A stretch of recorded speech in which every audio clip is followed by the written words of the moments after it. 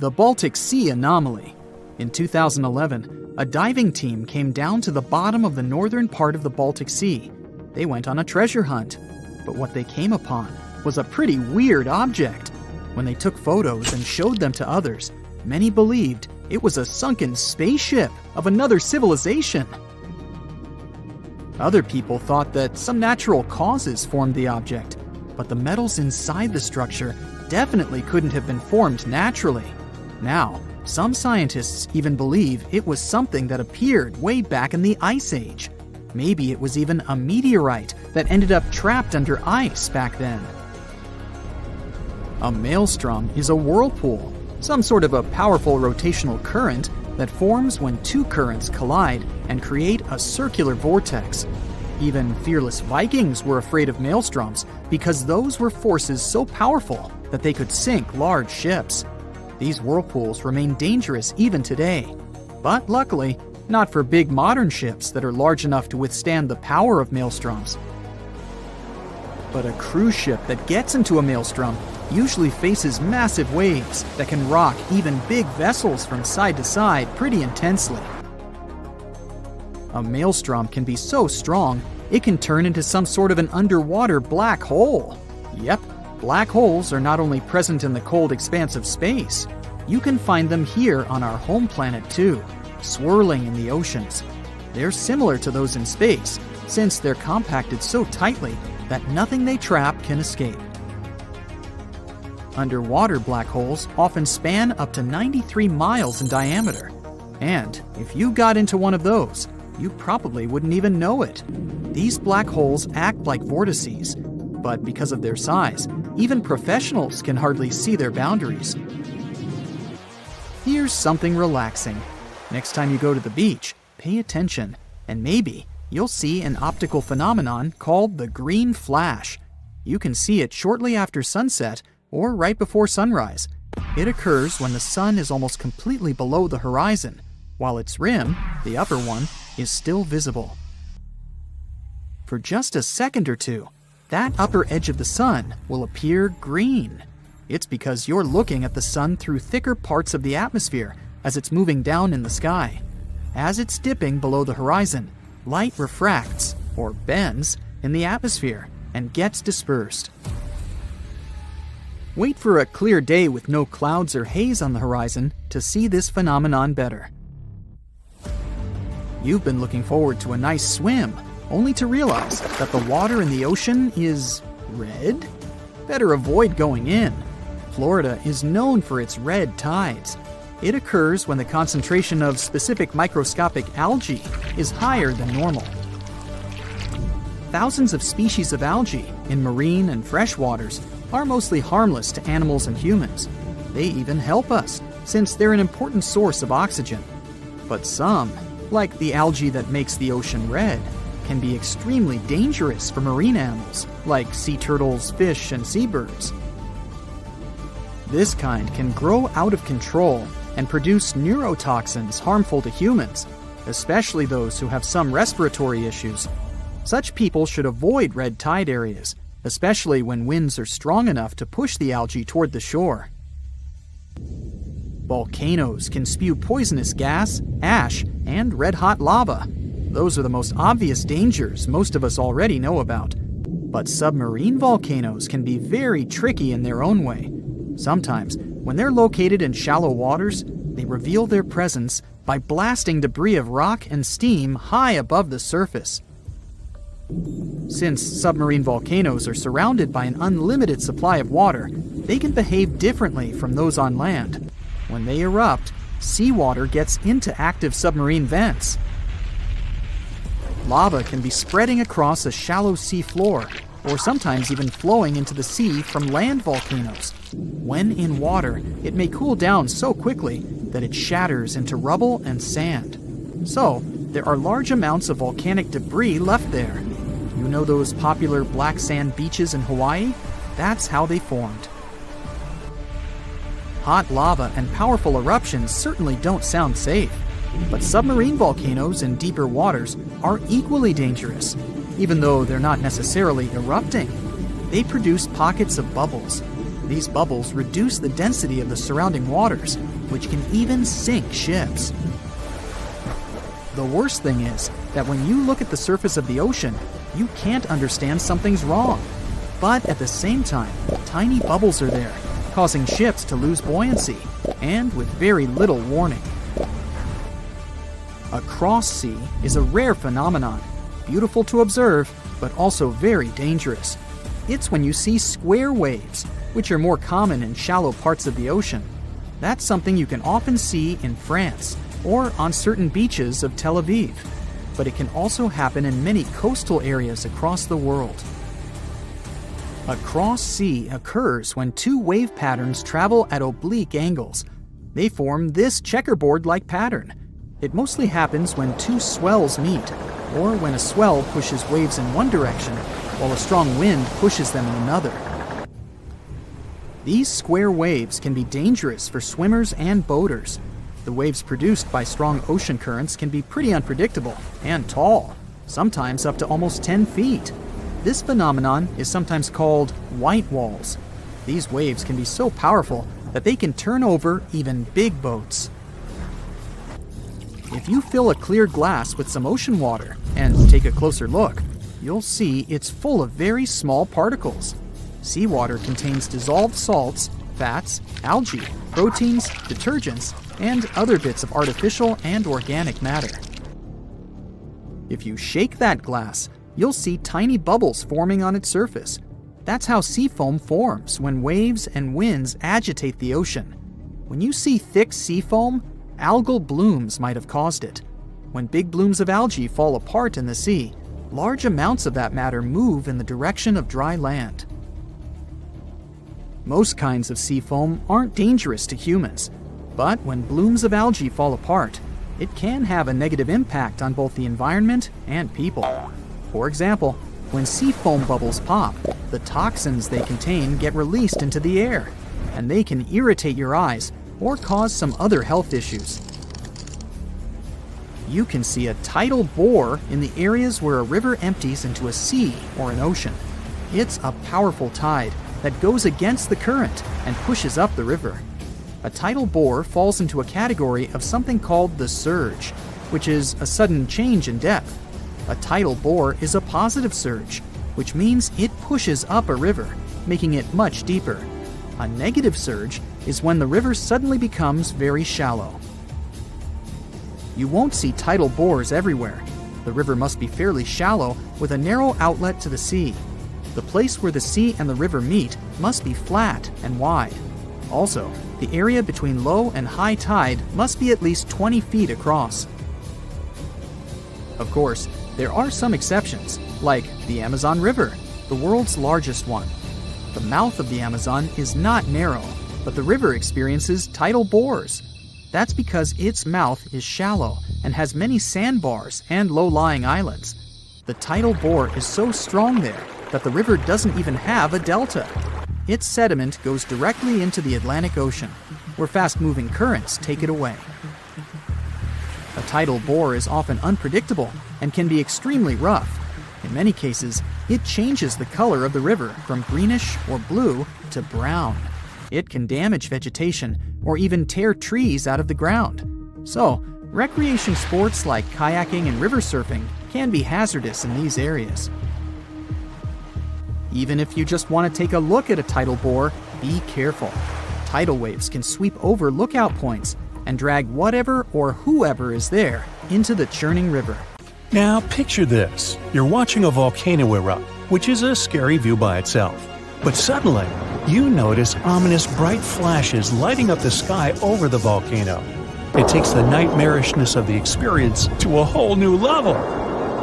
One cause is static electricity, which occurs when dense ash particles rub together not very high above the ground. The other source of volcanic lightning is high above the surface, near the stratosphere, where chaotically moving ice crystals set free powerful jolts. Salar del Uyuni feels like you're standing on top of a large mirror, but it's actually a salt flat of more than 4,000 square miles. It's located in Bolivia, South America's highest elevated country. This natural mirror is a remnant of prehistoric lakes that had evaporated a long time ago. Even though it may look flat, GPS technology proved that some of the landscape has some little defaults that are all less than an inch small. The place is so bogged that it has around 10 billion tons of salt. If you get there at the right time, some of the nearby lakes overflow with a small layer of water, which acts as the mirror of the sky. Many locals extract salt and lithium from there. Don't forget to pass by the world's first salt hotel when you visit. You can find a real rainbow mountain in Peru. Scientists still can't explain it. The colorful peak is hard to reach, but seeing the blue, red, green, yellow, and pink colors in nature is something to remember. Now, what looks like frozen flying saucers is, in fact, pockets of highly flammable and combustible methane gas. Trapped underwater, it forms psychedelic landscapes and stunning patterns. Typical for northern lakes, such as Lake Abraham in Alberta, Canada, these bubbles appear when dead animals, leaves, and plants fall into the water and get consumed by bacteria. These bacteria later excrete methane gas. Wow, I can smell it from here. In late March 2018, Eastern Europe witnessed an event as beautiful as it was spooky. Skiers glided down tangerine slopes under the red-tinted sky. Puzzled and excited, people describe this experience as walking on Mars or skiing down sand dunes. But however mysterious this phenomenon seems, it has a disappointingly simple explanation. The sponsor of the extraterrestrial landscape was a powerful sandstorm that had arrived from the Sahara Desert. This storm had brought along dust, sand, and pollen particles that color the snow orange. It's not a one-time natural phenomenon. Meteorologists say that orange snow covers the lands of Eastern Europe at least once every 5 years. Meanwhile, don't eat the orange snow. On February 20th and 21st of 2018, people in the northeastern part of the U.S. experienced one of the most extraordinary weather events of recent times, and it was a heat wave. Yep, in February. In fact, it was the most impressive winter heat wave since official weather records started in the 1800s. For example, in Freiburg, Maine, people were taking off their coats after the temperature had risen to a baffling 70 degrees Fahrenheit. In Fitchburg, Massachusetts, confused people put on sandals when they saw the temperature outside 80 degrees. The same was happening in Harrisburg, Pennsylvania, where the temperature reached 83, and in Wells, Maine, where the thermometer showed 77 degrees. Now, around 11,000 years ago, in present-day Turkey, with no cities or metal tools whatsoever, some incredibly skilled craftsmen completed Göbekli Tepe. How they managed to chip and lift limestone blocks 3 times as heavy as a T-Rex, and what they symbolize is still unknown. Ooh. One mind-blowing fact about Devil's Tower in Wyoming, USA, is that scientists can't explain how it came to existence in the first place. You see, it's an 867-foot rock formation with walls so steep they're basically vertical. This piece of stone just arose amid the rolling plains of Wyoming with nothing like it for miles and miles around. So how is it that such a flat landscape could have suddenly given birth to something so tall? Theories abound, but nobody has the answer yet. Croatia's Plitvice Lakes National Park is a major tourist attraction and a World Heritage Site, with many unique animals and plants teeming around. It looks like an epic movie set, with infinite waterfalls flowing from every direction and the clear lakes all around.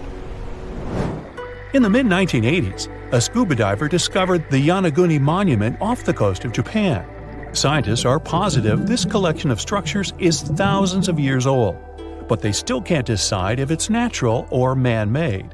In case it proves to be an ancient city, the new mystery is what lost civilization built it, and how did it make it to the bottom of the sea? The shape and formations of these rocks aren't a result of some human's work. They were created by intense volcanic eruptions. Scientists are still confused why the Giant's Causeway in Ireland is shaped in such a weird way. Back in 1812, for an unknown reason, an English farmer paid a local painter to remove tons of soil on a hillside and fill the contours with chalk. The painter ran away with the money, so the farmer had to pay a second time to get the Alton Barnes White Horse finished. Black Falls in Iceland get their name from the dark lava columns surrounding it. The base of the waterfall has sharp rocks. The entire structure was the inspiration for Icelandic architecture seen in some of their famous buildings. You can see hair ice in the forest on a humid winter night. Resembling cotton candy or a white hair wig, unusual ice crystals grow on rotting wood. Unfortunately, this beauty melts as soon as the sun comes up. Only recently have scientists discovered what creates hair ice. All this time it was, are you ready? Fungus. Yep. It allows the ice to form super thin hairs and helps them to support this form throughout the night. When this particular type of fungus isn't present, instead of fragile hair, ice forms a crust-like structure. Now, one of the most common causes of wildfires is lightning from thunderstorms. But have you ever heard of a wildfire that triggered a thunderstorm? Well, now you know. It happened on May 11, 2018, not far from Amarillo, Texas. Then, the super powerful Mallard Fire not only created a massive dense cloud high in the air, its heat also caused a violent thunderstorm that later dumped tons of quarter-sized hailstones 60 miles away in Wheeler County, Texas. Carhenge is the weirdest landmark of Nebraska. Its author studied the real Stonehenge and created his own version out of old cars as a tribute to his father. Some cars stand like monoliths. Others are connected into arches. When asked why he did all this, the creator of the construction said, "Why not?" Another Stonehenge look-alike was found on the bottom of Lake Michigan in 2007. There's a group of rocks in a circle and carvings of a mastodon. This beast ceased existing over 10,000 years ago, so the carving has to be older than that. Its location is kept secret from the public. Good luck finding it. Canada's Hudson Bay is probably the only place in the world where gravity is indeed lower than anywhere else on the planet. Even skeptics can't smirk at it because the difference has been measured with precision equipment. So does it mean that the gravity here is as low as, say, on the moon? Unfortunately, or is it luckily, I'm not sure yet. The difference is minuscule.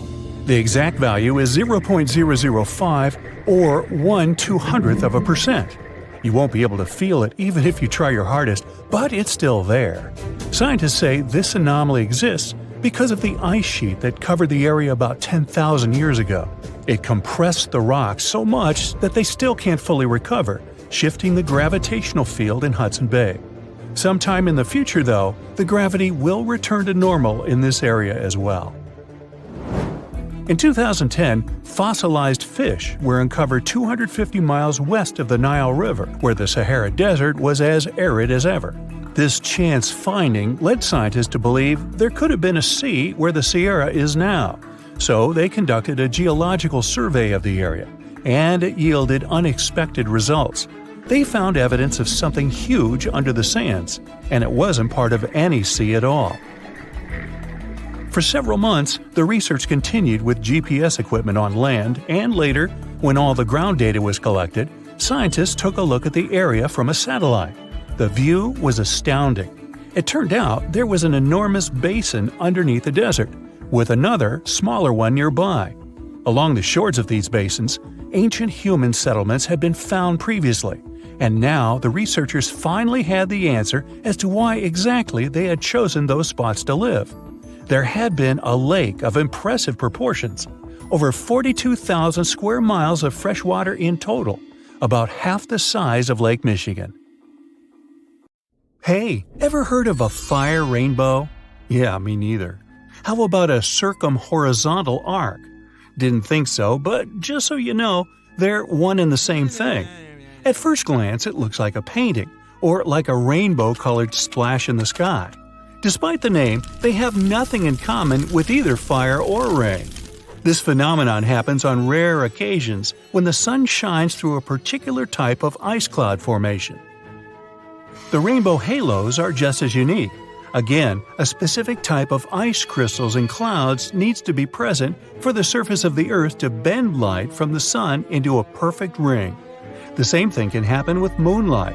The only difference will be that moon halos are usually white and sun halos can be rainbow-colored. When visiting regions with high altitudes, you may be one of the lucky people to stumble upon penitentes. They're basically naturally formed ice spikes. For them to be formed, they need a really cold and elevated environment where the air is dry. The sunlight turns ice directly into vapor rather than melting it into water. And that's why these blades of snow and ice start to pop up on the surface of the Earth. As cute as they may be, they can end up as tall as 15 feet. Now, what happens when small individual droplets of lava meet the wind? Pele's hair, basically. Let me explain. The word Pele comes from an ancient Hawaiian symbol for volcanoes. Whenever the wind picks up little drops of lava, it stretches them into hair-like strands, similar to the process of glass wire creation. These delicate strands can stretch as far as 6 feet. On rare occasions, it can rain without any clouds. But does it really? Let's look at the science behind this rare phenomenon. It's sometimes called a sun shower, just because it looks like the rain is falling straight from the sun. Let's be clear though, there is no way rain can ever come down directly from a star. Rain clouds are at a bit of a distance from that specific location. With sun rays being angled, the clouds become out of sight. Add a little wind to blow the rain in your direction and ta-da! You get sun showers. Located in Bolivia is a place called Salar de Uyuni. It's the largest salt flat in the world. It's also the home of half of the world's lithium, which is a crucial component for making batteries. But what else is so special about this place? Well, whenever the rain season comes, it turns this piece of flat land into a perfectly reflective mirror lake. What comes to your mind when you hear about the Blood Falls? A horror movie? Well, they are merely a series of waterfalls located in one of the driest regions of Antarctica. They emerge from an underground lake filled with a special kind of bacteria. These little organisms use sulfates as fuel instead of sugars, which makes them very intriguing for scientists. The water contained in this lake is so full of iron that it basically just rusts when it meets the air. Hence, the reddish color of the waterfall, which also gives it its trademark name. Okay, we all know the song, but it's not really made up. There is actually such a thing called a desert rose. It's not a plant though, but a unique form of the mineral gypsum. It develops in dry sandy places that can occasionally flood.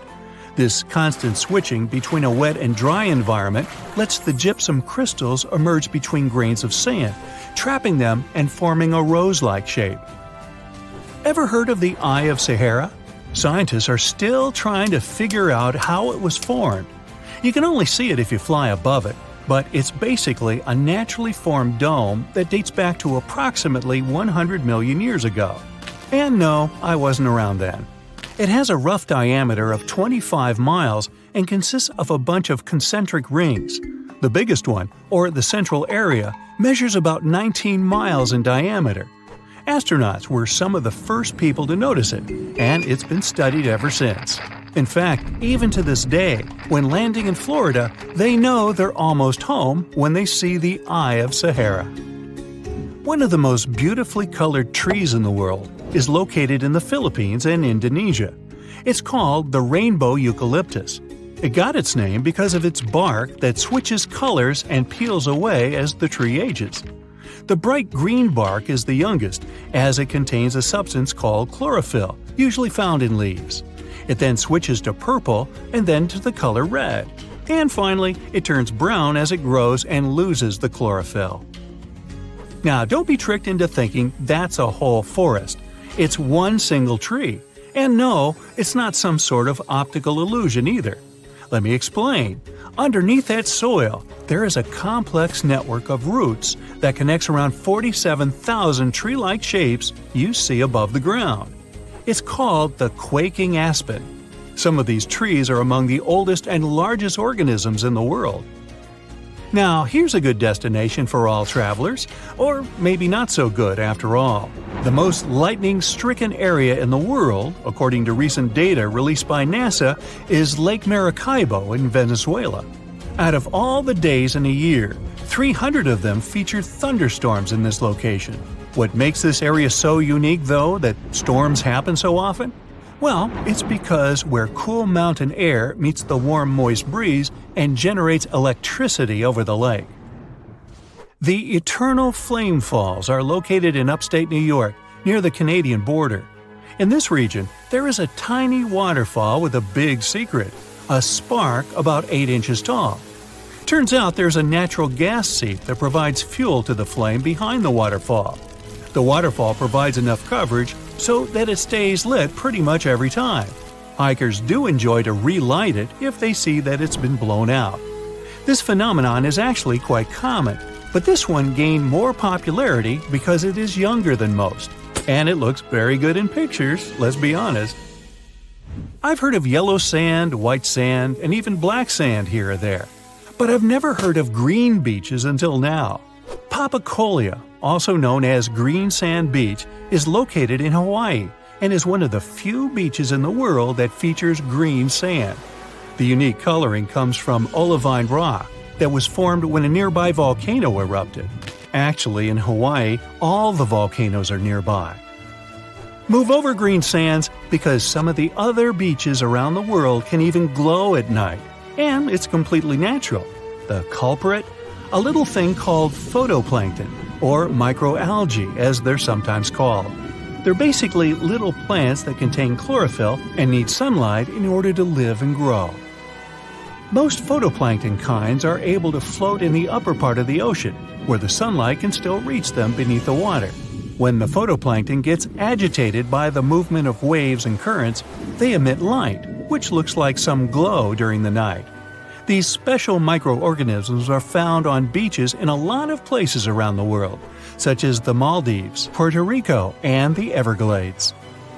At the base of a mountain located just outside of Afton, Wyoming, is a little river called the Intermittent Spring. There are only 3 of this kind in the whole world, but what makes this little string of water so mysterious? Well, the fact that it starts and stops every few minutes. Scientists have yet to pinpoint precisely why this happens. They speculate that it's basically just a siphon effect that happens deep within the ground that causes the river to just start and stop so often.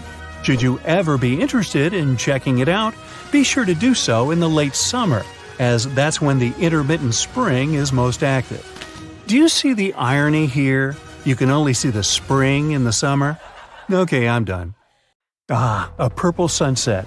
You must have seen one of those at least once in your life. Normally, it's nothing ominous and has to do with the way light travels. The light that the sun produces is white. When it goes through a prism, you see light waves of different colors, from red and orange to blue, green, and indigo. Light normally travels in a straight line if there's no obstacle in its way. The shorter light waves, including blues and purples, are scattered easier when they meet with those obstacles, like molecules and aerosols in the atmosphere. Because the sun is low on the horizon at sunset and sunrise, its light has to pass through more molecules that scatter the violet and blue light. The colors that your eyes pick up, then, are yellow, orange, and red. But, with the right conditions, you can see the gorgeous purple sky. Sometimes purple sky appears for much scarier reasons. It can be caused by hurricanes, wildfires, or dust storms. The concentration of vapor in the air increases, and the light scatters more than usual. Dust, a setting sun, and low cloud cover all contribute to this natural show, too. The sky turns orange and red at dusk if there's still enough light. Then it gives off pink hues, which mix up with a dark blue sky above. Now, do you remember what happens when you mix pink and blue? You get the color purple. Not every hurricane makes the sky turn purple, and trying to predict if it's going to happen is like trying to forecast a rainbow. Still, people reported several major hurricanes made the skies turn purple. Now, green skies might look just as spectacular as purple ones, but they actually also scream danger. They're usually there to tell you a thunderstorm, hailstorm, or a tornado is somewhere nearby. The unique color is a result of yellow sun rays getting mixed with the blue light coming from storm clouds. So you're enjoying a nice day by the ocean with a fresh breeze in your hair. when suddenly you notice the water starts retreating from the beach at a huge speed. This is a sign for you to start running as fast and far away from the beach as you can. This most likely means that a tsunami is on the way. A quick reaction maximizes your chances of survival. Now, if you notice the sea level is rising, but it doesn't seem too extreme, it could be another sign of an approaching tsunami. It happens in 40% of cases, and the incoming water is the first tsunami wave. The next one, way larger and more dangerous, usually follows in about 10 minutes.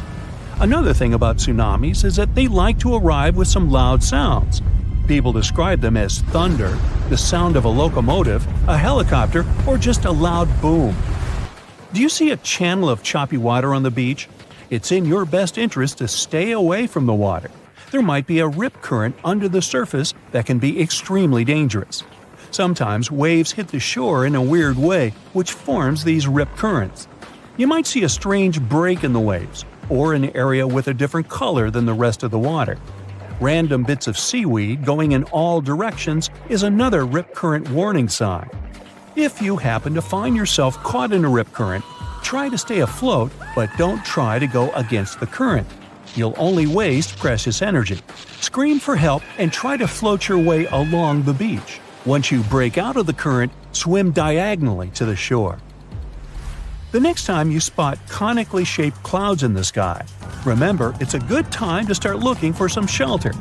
If it just stays like that, a severe storm is on the way. But if a cloud of that shape starts spinning around, it means it's about to transform into a tornado. If you have bees nearby, they can save you from big trouble one day. These hard-working little guys get more active than usual when they feel like a storm is on the way. They speed up to collect more nectar before it hits them, and once they're done with it, they'll always come back to the hive 10 to 15 minutes before heavy rain, even when there are no obvious signs of it coming. Their secret is super-sensitive hairs on the back that can pick up electrostatic buildups from storm clouds. For centuries, people have noticed that animals act weirdly a couple of days before big seismic events. Dogs can't stop barking, cows halt their milk, and toads, rats, and snakes leave their homes. It looks like animals can feel smaller initial shock waves that humans don't even notice. Scientists have tried to find some legit explanation for it and run endless tests and experiments. But so far, they're still on their way to explaining this mystery. Can you smell ozone in the air? When a thunderstorm is on the way, it's the most distinct and pungent smell you can pick up. An electrical charge of lightning sets it free from higher altitudes. The other, more pleasant smell of rain is petrichor. Rainwater wakes up molecules on plants, trees, concrete, and asphalt. Their aroma spreads all over the place. You can even feel that smell in your own mouth. All those positive ions in the air that a lightning bolt sets free gets mixed with ozone and your saliva, and that's how you get that bitter metallic taste. When lightning is about to strike, you might hear bizarre crackling, buzzing, or vibrating sounds coming from metal objects nearby. Your palms may begin to sweat, and then you can feel your hair stand on end. That's a clear call for action, and that action is to run for your life. Positive charges are going through your body trying to reach toward the negatively charged part of the storm. Trust me, you don't want these charges to meet. If you see no shelter that you can reach fast, try to make yourself smaller than the objects around you. Drop down your umbrella and stay away from wire fences, metal pipes, rails, and other metallic objects. And don't lie flat on the ground, it's likely wet, which means it's a great conductor of electricity.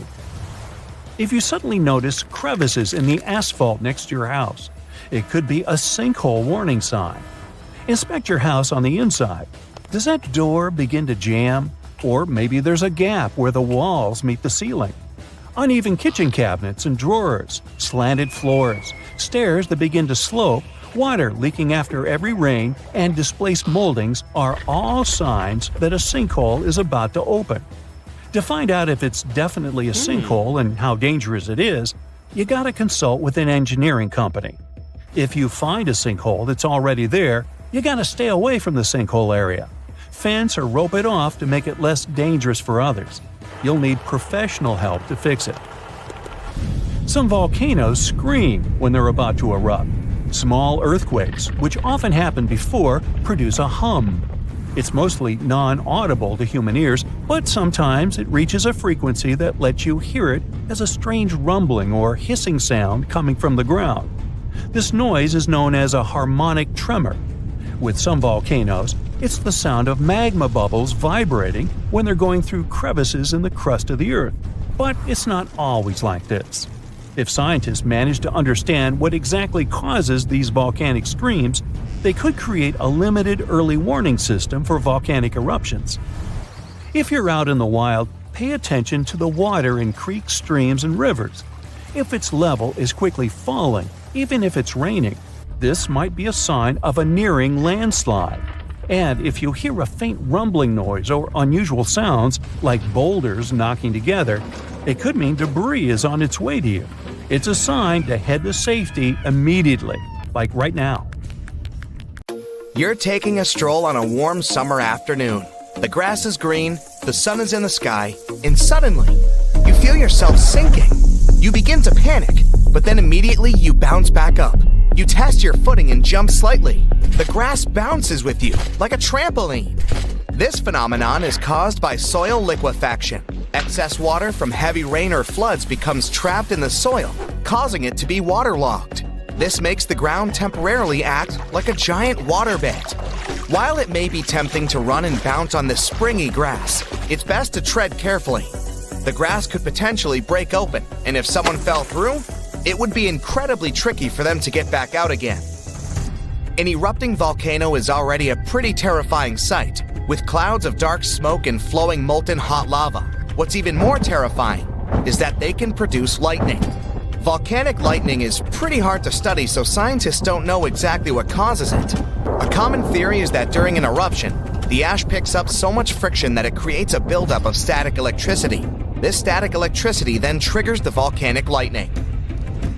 A fire whirl, or fire tornado, is exactly what it sounds like. They occur when ground winds pick up flames and escalate the embers into a whirling force. These spinning columns of fire can reach up to 1,000 feet tall, but luckily, they only last for a couple of minutes. Fire tornadoes are pretty rare, but they can be extremely dangerous. In Tokyo in 1923, a large citywide fire produced a gigantic fire tornado. The tornado lasted 15 minutes and devastated the city, causing significant damage and leaving 38,000 people injured.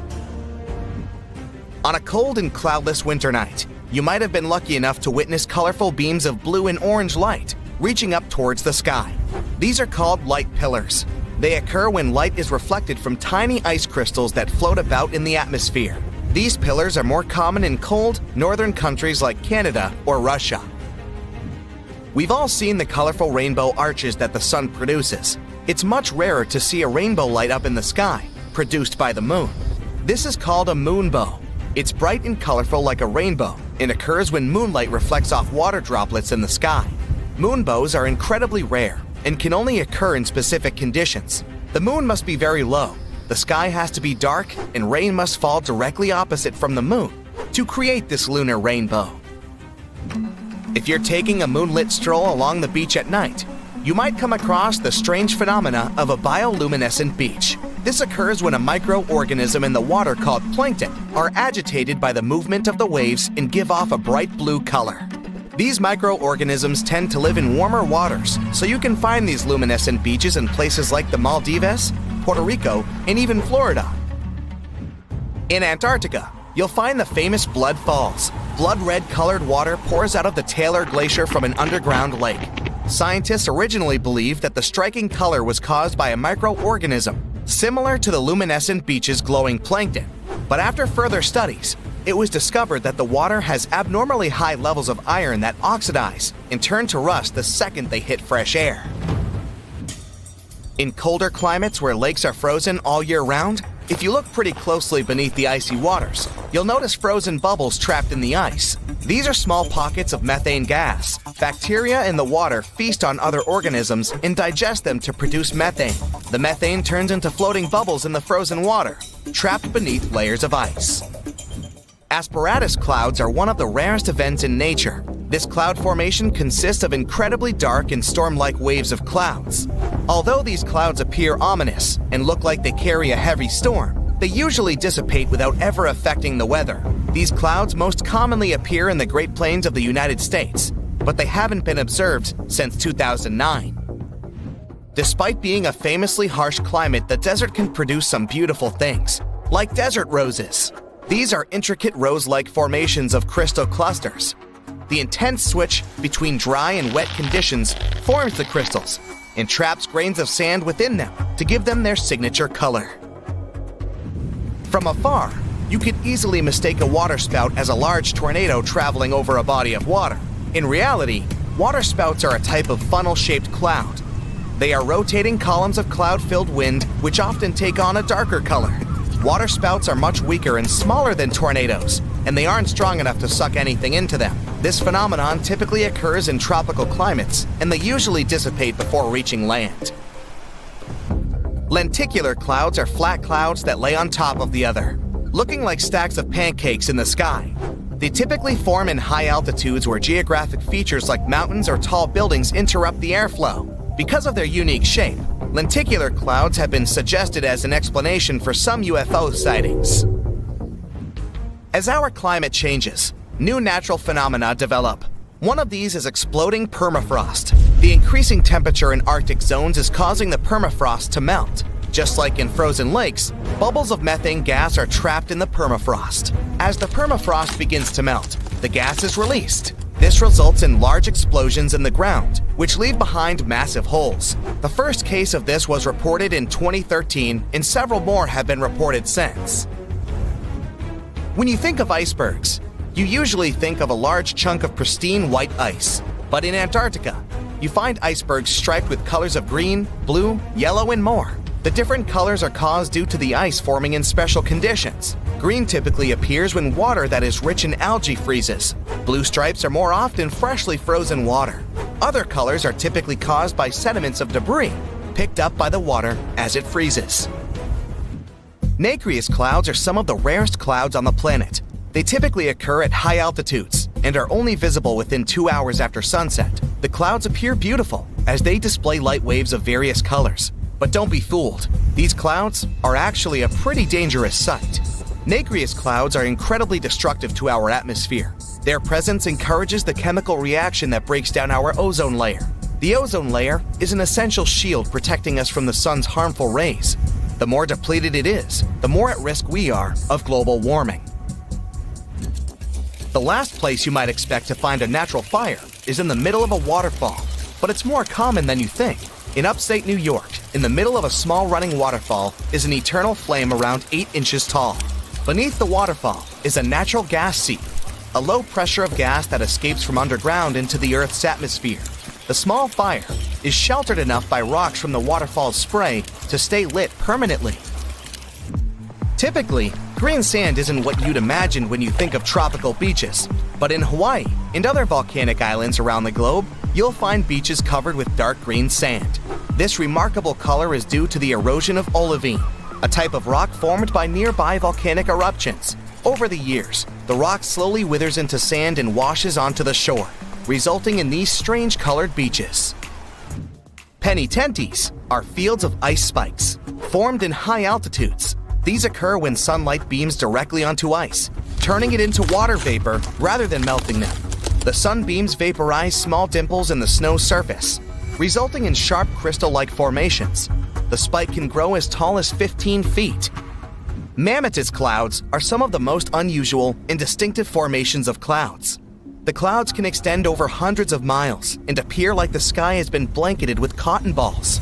The clouds themselves are harmless, but they often signify that a dangerous storm is nearby. So if you see them, head inside.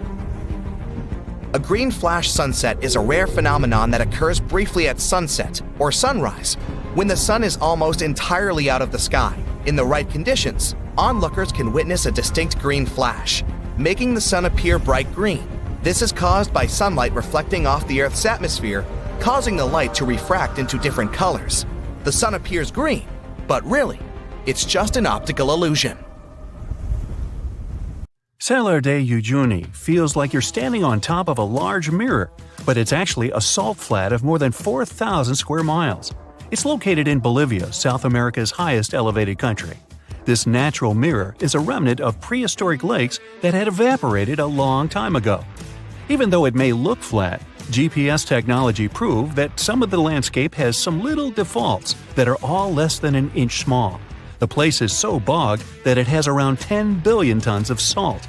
If you get there at the right time, some of the nearby lakes overflow with a small layer of water, which acts as the mirror of the sky. Many locals extract salt and lithium from here. Don't forget to pass by the world's first salt hotel when you visit. You can find a real rainbow mountain in Peru. Scientists still can't explain it. The colorful peak is hard to reach, but seeing the blue, red, green, yellow, and pink colors in nature is something to remember.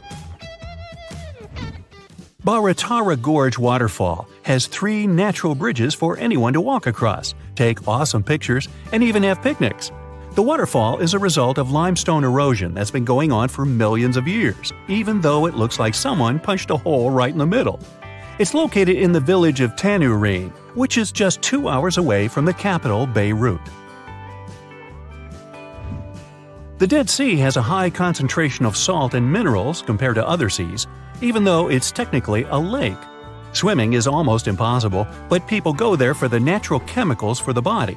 Floating on the surface is a great way to relax.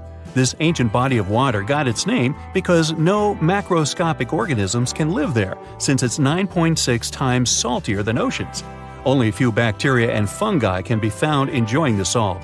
It's also Earth's lowest elevation on land, at 1,400 feet below sea level. All the way in Saudi Arabia is a rock sliced perfectly in the middle with 2 pieces sitting parallel. What makes Al Nasla so unique is that it wasn't artificially done, but is a result of nature's work over the years. This glacier may look like someone dropped tons of red paint in the middle of Antarctica, but it's actually the natural color. Blood Falls is a result of extreme salted water mixed with iron oxide, giving out this eerie vibe in the middle of nowhere. In Hanoi, the capital city of Vietnam, you can enjoy your coffee just a few feet away from an actual moving train. The locals who live in this neighborhood have to make sure no one is on the tracks when the train drives by twice a day. On a crowded day, you would have to stick yourself on a wall behind you or head inside the many coffee shops nearby. Frozen bubbles are a common thing in Abraham Lake, Canada. They look like some jelly-like substance, but they're just methane gas produced by bacteria when they eat the organisms that sink to the bottom. During the process, methane bubbles are released, but since it's below freezing temperatures, these bubbles become frozen in place.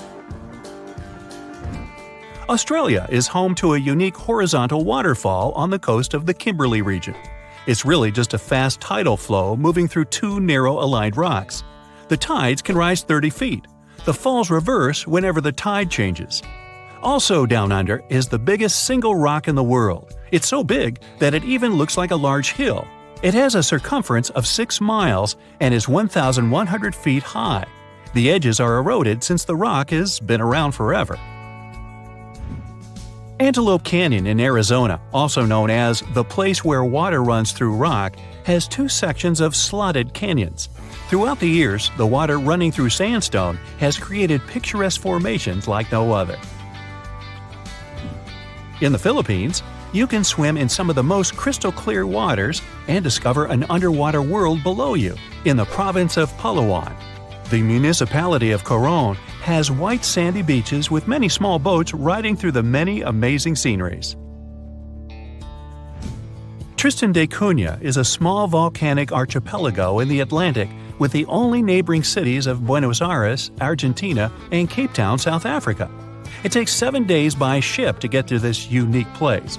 If you want to escape from the rest of the world, staying with the 280 locals will make you feel like you're away from everything.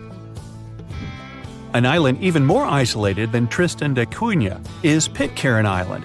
1,350 miles off of Tahiti, this place is a mixture of British, Polynesian, and other Pacific Islanders living remotely with the volcanic soil used for crops. The population is around 50 people. The little island is considered to be the second largest marine protected area. If you plan on visiting, be ready for a long sea voyage on a supply ship that hosts 12 passengers. This abandoned fantasy-like railway tunnel in Ukraine is one of the most romantic places you could visit. Walking through leaves and lush green plants feels like you're in a fairy tale. Croatia's Plitvice Lakes National Park is a major tourist attraction and a World Heritage Site with many unique animals and plants teeming around. It looks like an epic movie set with infinite waterfalls flowing from every direction and the clear lakes all around. Lake Baikal, Siberia, is the oldest lake in the world and contains 20% of unfrozen fresh water on Earth. It's also the deepest lake in the world, with a maximum depth of 5,400 feet. It's one of the most diverse places for organisms due to its age and isolation. More than 1,300 species of animals and 570 plants live here. An underground crystal cave exists in Mexico, and it looks like some interstellar world. It's roughly 1,000 feet beneath the surface, with each spike measuring up to 35 feet in length and weighing up to 55 tons. These are some of the largest crystals in the world. Red sand is what makes this beach unique and why tourists flock to Tianjin, China. A red-colored plant called the Suida salsa dwells in the saltwater. The whole beach is covered in red, with only the top layer of the sea visible. Also in China are the Tianzi Mountains, which inspired a famous Hollywood movie. These unique mountains spread across 20 square miles located in the Wuling Yuan area. Millions of years of rock erosion created this amazing beauty. All the way over in sunny California is Sequoia National Park, home to the giant forest. It's been around for thousands of years. More than 8,000 of these colossal trees rule the land, including 10 of the largest living plants in the world. The General Sherman sequoia is estimated to be up to 2,700 years old and is recognized as the world's largest known living tree by volume. Japan's Cat Island has a population of less than 10 people and over 120 cats. The island is located in a remote region and the locals love it. If you're visiting this place, make sure to bring someone who loves cats. Yemen is home to the oldest skyscrapers in the world and the oldest metropolis. The ancient city of Shibam is considered to be the Manhattan of the desert due to the collection of mud buildings popping out of the desert floor. It was used as a caravan stop during ancient times.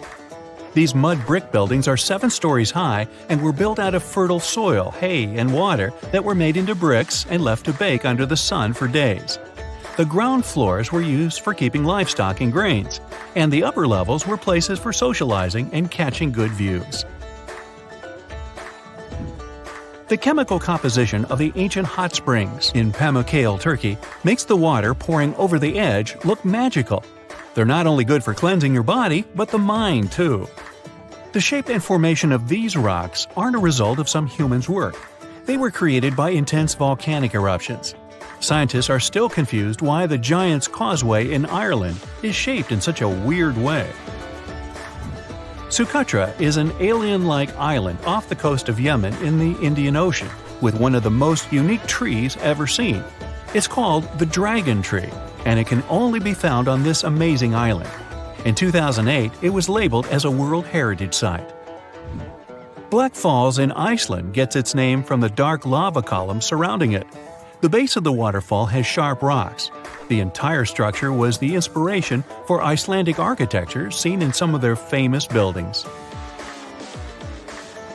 Well, this happened in June 2009. People in certain areas in Japan left their homes after a heavy downpour, only to find fish, frogs, and tadpoles everywhere. Fields, roads, lawns, rooftops were littered with these aquatic creatures. One man was shocked to see 13 carp on and around his truck. Apparently, he stopped to count them. No one knows for sure where the bizarre rain came from, but the most popular theory claims that a powerful waterspout picked up all these creatures. Then it carried them through the upper atmosphere and dropped the animals on the unsuspecting people below. Shelf clouds look like something from a sci-fi movie. They form when warm and moist air gets caught in a thunderstorm updraft. These ominous clouds most often mean a storm is coming. Breathtaking rainbow clouds appear on top of cotton-like puffy clouds after thunderstorms. The puffy clouds are low-altitude ones. They usually hover at a height of around 6,000 feet. When the water vapor they contain condenses, the resulting droplets act like prisms. This forms multicolored caps over the clouds. Morning glory clouds are extremely rare. They look like massive tubes stretching across the sky. They can snake for more than 600 miles, sitting relatively low. Most researchers agree that these clouds appear when an updraft squeezes through the cloud. This creates the signature rolling appearance. The cool air at the back of the cloud makes it sink downward. The best, but not the only place to see morning glory, is Australia's Gulf of Carpentaria. If you decide to travel there to see these clouds, choose a period from late September to early November. It was 2012 when the sky turned first ominous dark, then yellow. After that, blue gelatinous balls started to fall to the ground. A man from the UK found these balls outside during a hailstorm. He was walking to his garage when he spotted something unusually bright among the whitish hailstones. When researchers examined this jelly rain, they found out the balls were made from the substance used in diapers or potting soil. It's used to absorb liquid. It's still unclear whether the balls fell from the sky, or maybe the melting ice made a few already existing crystals expand in the blink of an eye. Huge white lumps over your head are called mammatus clouds. They can make you believe the sky is falling. Most clouds form when the air rises into the atmosphere, but not mammatus ones. They appear when moist and cool air goes down and mixes with dry air. The result? Unique puffed rice clouds. By the way, if you spot this phenomenon, bad weather is just around the corner. Whoa, mama! Colorful nacreous clouds occur extremely high in the atmosphere. I mean, twice as high as a commercial airplane's cruising altitude. The air at such heights is extremely dry and cold. Ice crystals in nacreous clouds are much smaller than those that form more common clouds. They scatter light in a different way. And this gives the clouds their mother-of-pearl appearance. Blood rain looks more terrifying than any horror movie. But in reality, there's nothing strange or unnatural about this weather phenomenon. People have known about such scarlet-tinted rains since the time of ancient Rome. Sometimes powerful winds lift red dust into the atmosphere and carry it far, far away, to another galaxy. In the end, this dust gets mixed with clouds, which colors the rain. By the way, dust from coal mines can make the rain black. Pollen is responsible for yellow rains, and some other kinds of dust can turn the rainwater white. In Australia, it sometimes rains spiders. That's because these creatures can balloon. That's a highly unusual way of traveling. A spider climbs to the very top of a tall tree or shrub, and then it spins several strands of silk. These strands help the spider to be carried away by the wind. It's not easy to spot ballooning, but sometimes, if the weather is especially damp and unpleasant, mass ballooning happens, and then you can't help but pay attention. Millions of spiders set off on a journey to find another place with better conditions. It may seem like it's snowing outside, but no, those are spiders drifting down to the ground. Ever see huge round disks in the sky? Most likely, those were lenticular clouds. They usually form over large and high places like mountains or hills. When strong winds bump into some barrier, this creates an air wave. The air kind of wraps around the obstacle, and the higher the barrier is, the colder the air that's rising over it becomes. At some point, the moisture it contains turns into water droplets, and they form the unusual clouds. Lenticular clouds can look like waves, a pizza, or even a stack of pancakes. How yummy! Volcanic tornadoes are possibly one of the most terrifying natural phenomena. When a volcano erupts, it spews red-hot rock and ash high into the air. As for solid lava pieces and hot gases, they travel down the volcano slope. When this flow moves down, some of the trapped gases begin to rise and spin at the same time. They get squeezed by the surrounding air, which makes them spin faster and faster. That's how a volcanic tornado gets born. Luckily, this phenomenon has a very short lifespan. On March 19, 2018, the inhabitants of Alabama had to run for their lives. Otherwise, they would have been hit by huge chunks of ice falling from the sky. It was the infamous hailstorm that caused millions of dollars worth of damage. After the hailstorm, the area looked gloomy. Broken shop windows, smashed car windshields, busted billboards, holes in the roofs. At least, researchers got excited when they found a hailstone near the town of Coleman. This softball-sized monster was more than 5 inches across. No wonder it set a new state record. Cylindrical snow donuts occur when a wind gust decides to make a snowball. It starts to roll some snow across a snowy area. If it were a real snowball, it would eventually become too heavy for the wind to move. But the snow donut's center is hollowed out. This happens because its inner layer is too thin and is blown away when the donut is formed. This makes it lighter than a snowball, and that's why it also rolls farther. Unfortunately, you just can't go and find snow donuts. They're rare because they need very precise conditions to appear. Moonbows are a much rarer phenomenon than rainbows. They're caused by moonlight rather than direct sunlight and occur only when the moon is near full. Moonbows are dim and often seem to be white, but it's just an illusion. The human eye is just not sensitive enough to catch all the colors. Lightning balls are small, floating spheres of light. They can be orange, yellow, or even red. Sometimes lightning balls descend from the sky. In other cases, they appear out of nowhere, hovering several feet above the ground.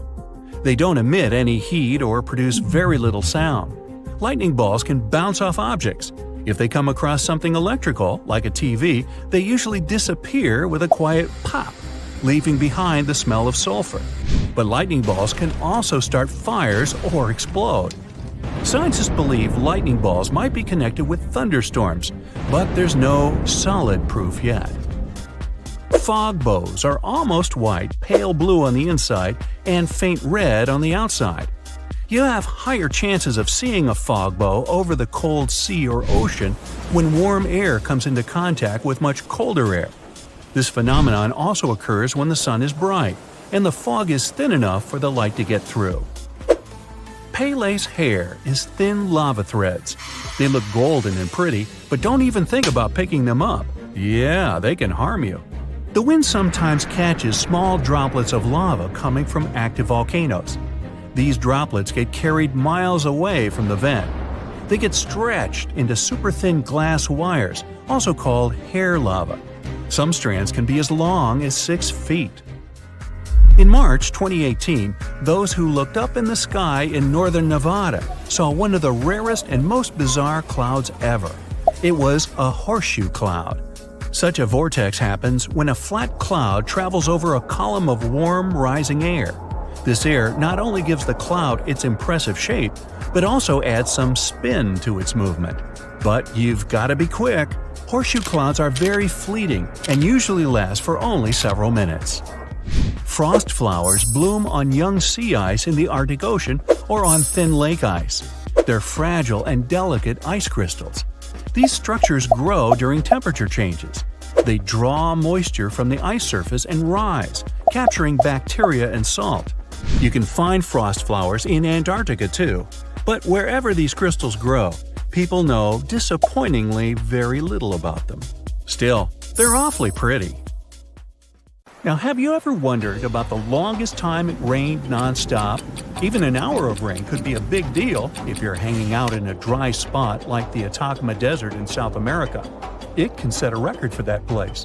But in super rainy spots like the Amazon rainforest, having 40 days of rain in a row might not even turn heads. Interestingly, we only have rainfall records where people live and keep track. Many towns and cities skip the whole rain data collection thing. Plus, there are so many places on Earth where nobody lives, like rainforests or the open ocean. So our rainfall knowledge is a bit patchy. Now, if we were to talk about records, Hawaii has a couple. People there have some seriously long rainy days, especially on islands where winds come from the mountains. From 1939 to 40, they recorded 331 days in a row with measurable rainfall. If you're a person who likes to watch the rain at home with a cup of tea, this might sound ideal to you. But we need to see the sun at least occasionally. Getting some sun is good for your body and soul. Obviously, you get vitamin D. Just 5 to 15 minutes of sunlight a few times a week can make a real difference. And have you ever heard the phrase sunny disposition? Researchers found that people feel down when there's not much sun around. Sunny days make us happier.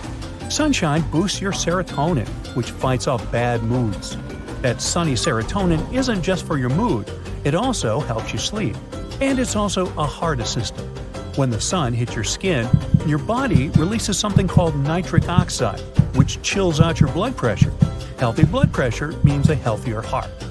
Now, go tell that to the people who had to go through 881 consecutive days of rain. Yeah, the record was set almost 3 full years of rain. This happened from 1913 to 1916 in Hononumomaki, Hawaii. It rained like there was no tomorrow because the region is a tropical rainforest. How do clouds make rain? Well, rain happens when damp air goes up into the sky and gets a bit chilly. As this air cools down, tiny water vapor molecules huddle up, forming super small droplets that look like a fluffy cloud team. Now, inside these clouds, things get playful. The air moving around can sometimes make these droplets bump into one another and get bigger. Then they can turn into ice crystals high up in the clouds where it's chilly. These little ice buddies get heavy enough to take a tumble down, melting in the rain on the way to the ground. Now, there isn't just one type of rain. Raindrops can come from all kinds of storms. Thunderstorms show up, make a splash, and then they're out. They can dump a ton of rain in no time. Other storms, like winter storms, are more laid back. They stick around for days and dish out gentle rain or even snow if it's cold enough. Usually, the weather switches between moods. It's nature's way of balancing things out. After stormy weather, the sun comes out, the air dries up, and we get to enjoy some clear skies. But things can get interesting if you're in a place with mountains near the ocean. When moist air hits the mountains, it's forced to climb over them, creating rainfall lasting sometimes for weeks.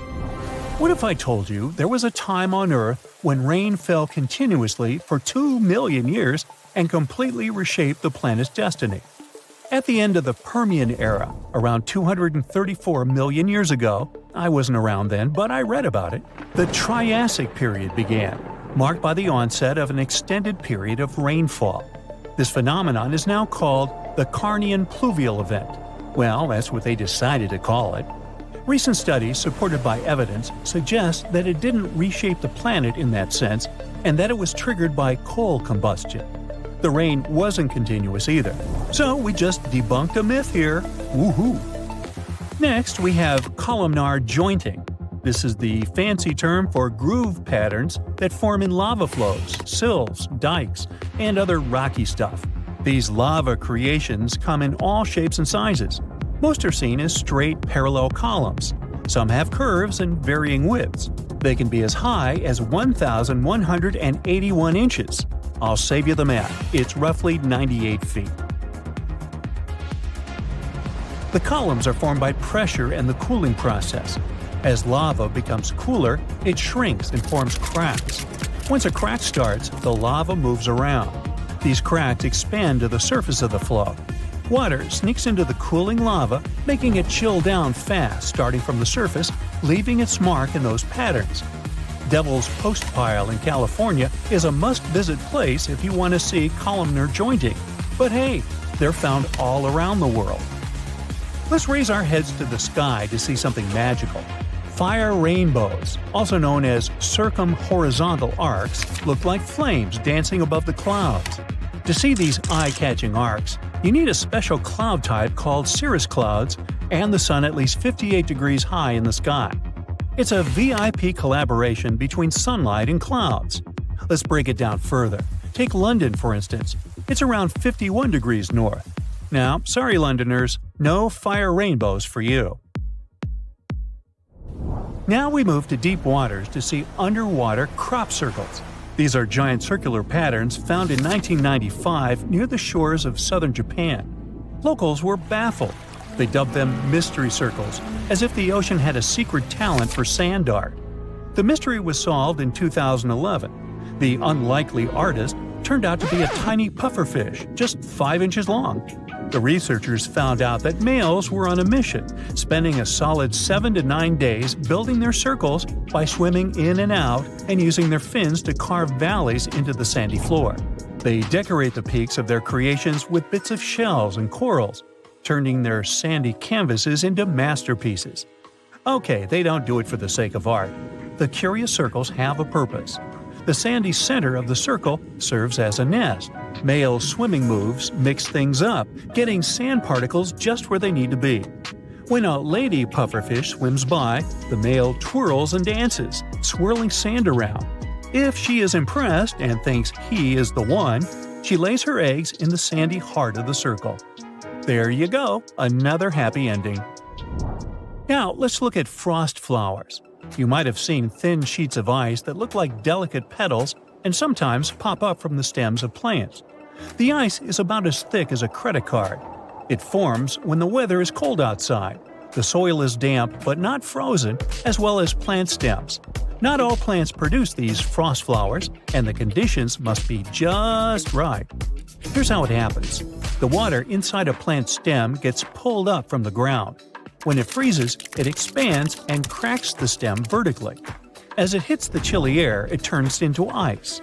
As more water gets pulled up through the crack, it keeps pushing out super thin layers of ice. Whether a frost flower looks like a narrow ribbon or a wider one depends on the length of the crack. And the way it curls and shapes itself into these petals is random, or the reason might lie in the difference in friction along the sides of the crack. These frost flowers are unique and delicate, and they don't last long. They melt or just disappear quickly. To spot them, keep an eye out for tall grass, especially in places that don't get mowed much. Pay attention to purple ironweed, blackberries, and wing stems. This is John. John seems to attract all kinds of bad weather and natural disasters wherever he goes. See for yourself. One day, John notices his dog is restless. The pooch keeps scratching the entrance door and wandering around the house. He even tries to hide in the corner, howling and barking. When some mugs start to clink in your cupboard, John realizes what it means. The noise is produced by foreshocks, mini earthquakes leading up to the main event. Earthquakes often happen in clusters. After a few weak quakes, a much bigger one is likely to be on the way. Sometime before the disaster strikes, people might notice bizarre blue lights. Some of them seem to be coming out of the ground. Others are hovering in the air. These are earthquake lights. They may appear days or mere seconds before the ground starts shaking. Now, John is walking along the ocean shore. Suddenly, he sees the water retreat from the beach. Really fast. Uh-oh. John, run away as quickly as you can and find some high ground. A tsunami is coming.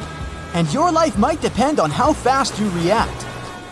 If John spots a bizarre and unexpected rise in sea level, it can be another sign of an approaching tsunami. This happens in 40% of cases. The incoming water is the first tsunami wave. The second one, way larger, will come in about 10 minutes. John can also notice seawater bubbling, swirling, and creating bizarre patterns. It's another sure sign a tsunami is near. John feels there's something strange about the sun. Through his special super dark sunglasses, he sees that there's some uneven flares around the star's contour. If these bizarre rays are accompanied by auroras all over the world, they're a sign of a solar storm. Such storms are usually caused by disturbances in the sun's magnetic field. In this case, the bursts of gas and radiation on the surface of the sun get so massive and powerful that they can even reach our planet.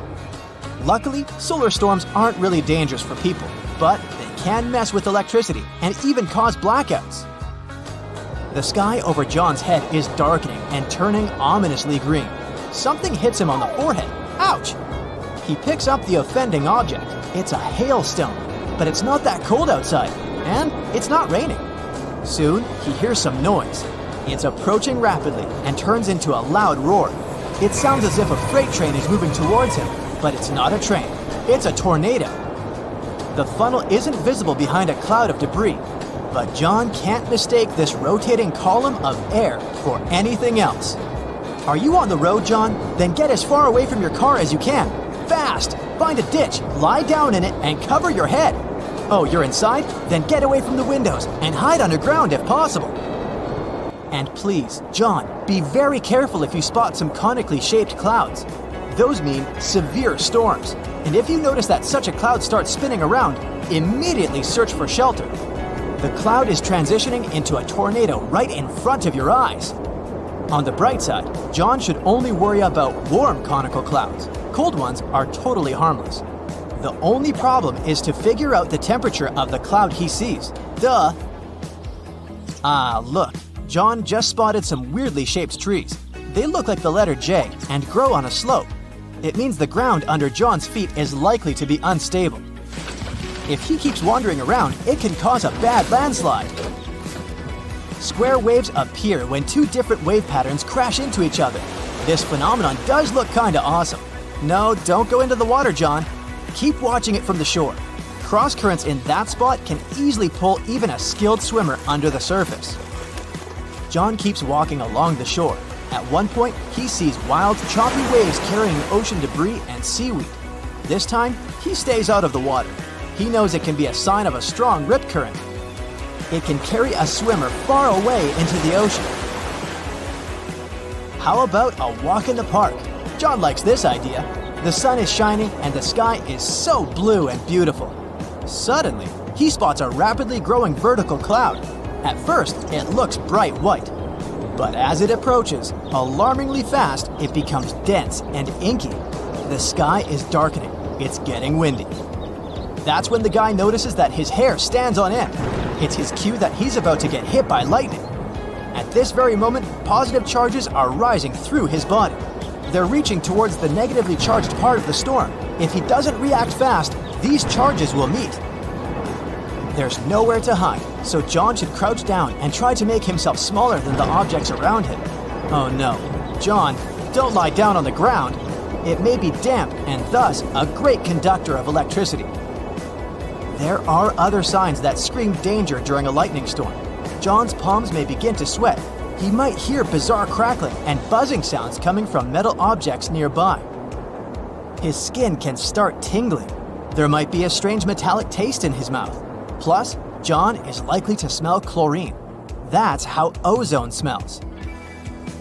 Electrical charges split the molecules of nitrogen and oxygen, which are the main gases making up the atmosphere, into separate atoms. When these atoms come together again, some of them produce molecules made up of 3 oxygen atoms. That's ozone.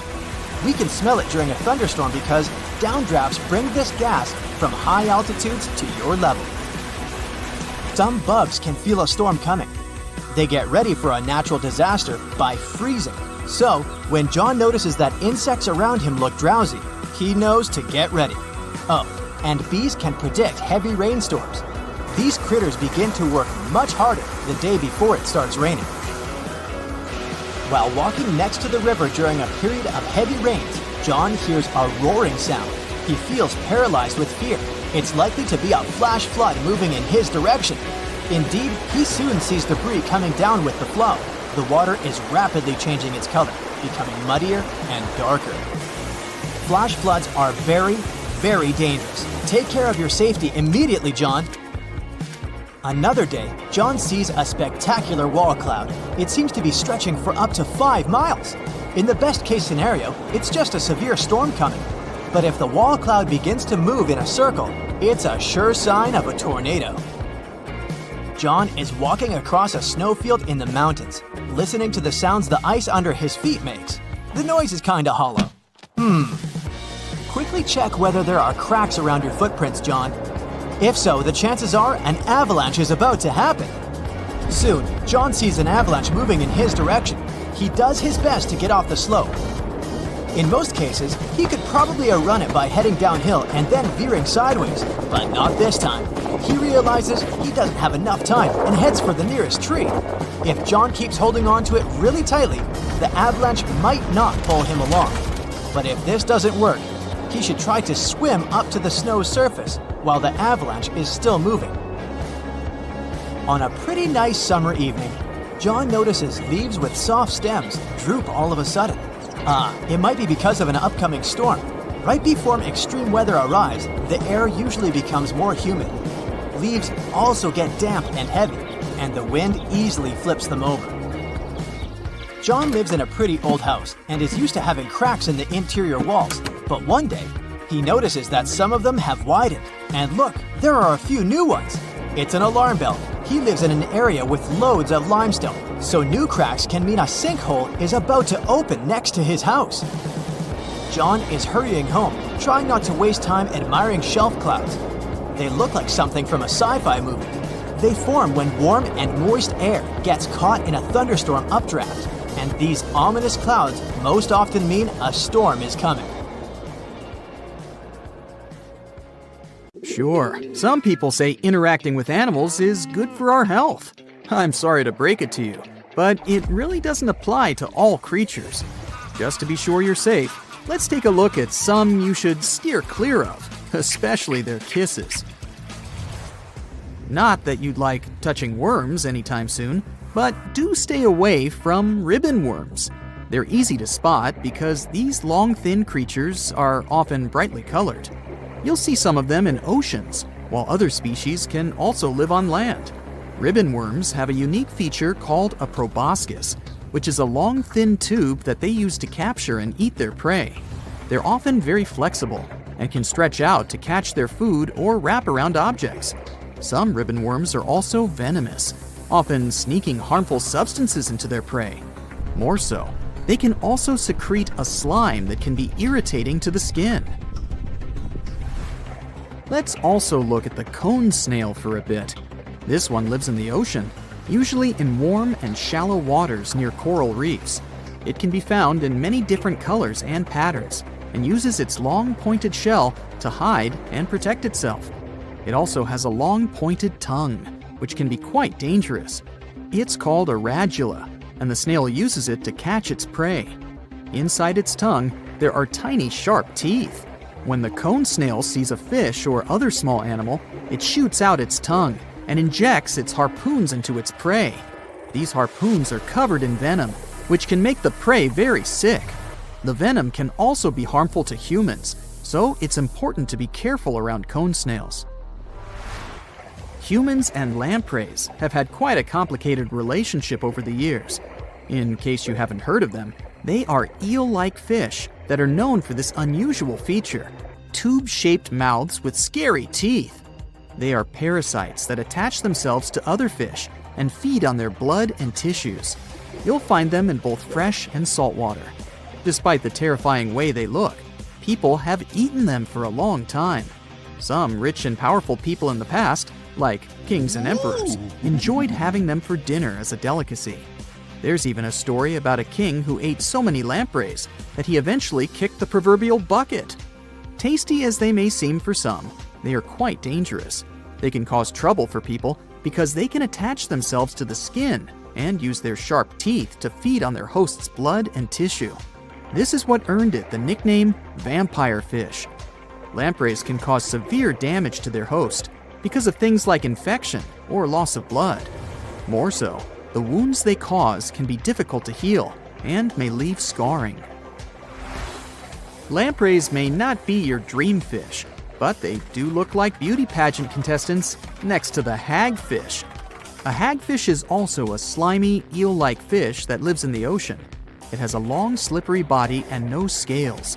Instead, it has a layer of slime that it can release to protect itself from predators or to help it move through the water. Hagfish are scavengers and will eat expired animals that they find in the ocean. Thankfully, they're not known to attack or harm humans, but you should steer clear of these pesky mouths of theirs. That's because they can carry a lot of harmful bacteria, seeing as they don't eat from the fresh produce aisle, if you know what I mean. They can be a problem for divers or fishermen because they can give off a slime that can clog fishing nets and make the water difficult to see in. Because they often feast themselves from the ocean's trash cans, they can smell pretty bad too. A fish that's dubbed the cookie cutter shark? Might seem cute when you first hear about them, but these creatures can be quite dangerous. They are small fish that got their name because of the unique way they eat food. These creatures feature a small circular-shaped mouth that comes with a terrifying set of teeth. They allow the shark to cut out round pieces directly from their prey, just like a cookie cutter leaves an imprint on a piece of dough. You'll find them in tropical waters around the world, and what's even more dangerous is that they often swim near the surface of the water. So, people are more likely to get into contact with these fish when surfing or swimming. Ever heard of a trash panda? Well, if you haven't heard of it before, this is actually a nickname for the naughty raccoon. They're small furry animals with black and white markings on their face and bushy tail. These quirky creatures are famous for their mischievous behavior, like raiding trash cans for food. They're often found near forests and are more active at nighttime. Despite their innocent looks, raccoons can be dangerous if they lick you. That's because their saliva can contain harmful bacteria or diseases. It's best to avoid contact with raccoons and to seek help if you've been licked by one, just in case. The odds of you ever encountering the Oaxacan salamander are pretty slim. But did you know its tongue is dangerous? Weirdly enough, it's because of its speed. This type of salamander is found in the Oaxaca region of Mexico. It also features a dark brown or black body and bright orange or yellow markings on its arms, legs, and tail. This creature spends most of its time in the trees, where it feeds on insects. It's nocturnal, and when threatened, it can release a nasty substance from its skin to protect itself from predators. However, a new study has found that this giant palm salamander has the most powerful muscle in the animal kingdom. It can shoot out its tongue with so much power that being snapped by it can cause serious damage. It can also extend its tongue more than half its body length in just 7 milliseconds. Geese are pretty common domesticated animals. If you've ever spent some time on a farm, you've encountered these sturdy birds for sure. They might look wobbly, but they can get aggressive to protect their territory and their offspring. It's no surprise some farms even use these birds for protection, mostly because they get easily startled by noise and can alert the owner if something unusual is going on in their yard. Nevertheless, geese can be dangerous if they bite you. Their beaks can cause injury and can also carry bacteria that can lead to many other problems inside your body. It's important to avoid approaching or interacting with geese in a way that may provoke them to bite. The list of animals you shouldn't let lick you doesn't end with wild ones. Let's look at domesticated ones too, like cats. Their tongue is made of small backward-facing spines called papillae, which help them groom themselves and eat. These papillae are made out of keratin, the same protein found in human nails and hair. If you've ever been licked by a cat, you know the sensation. It's like being touched by sandpaper. A cat's rough tongue can cause irritation on any type of skin if used a lot or aggressively. Same goes with dogs. Your dog can have bacteria in its mouth that can cause you some problems. Dogs can get these bacteria by sniffing or eating animal waste or by drinking dirty water. Sometimes, dogs have these bacteria in their bodies but do not look sick, so you might be easily confused into thinking your dog is actually top-notch healthy. If you don't want to have any problems from the stuff in your dog's mouth, avoid letting them lick your mouth or nose, and wash your hands and face after giving them a kiss. If you do, however, have a routine with your dog and can't help yourself to these smooches, kissing your dog on the cheek instead of the lips is a safer option. Allowing your pets to lick you can reinforce unwanted behavior, like begging for food or attention. Some pets may even have allergies that can be passed on to humans through their saliva. The largest tree in the world is so massive, it even earned itself the nickname General Sherman. It stands tall in California's Sequoia National Park, stretching its branches at 275 feet toward the sky. That's almost as tall as the Statue of Liberty. As for its weight, If we could place it on a scale, we'd need 400 elephants to balance things out. Its base stretches 36 feet in diameter, big enough to hide 2 sedans parked end to end. California is the last place on Earth where these colossal trees grow naturally.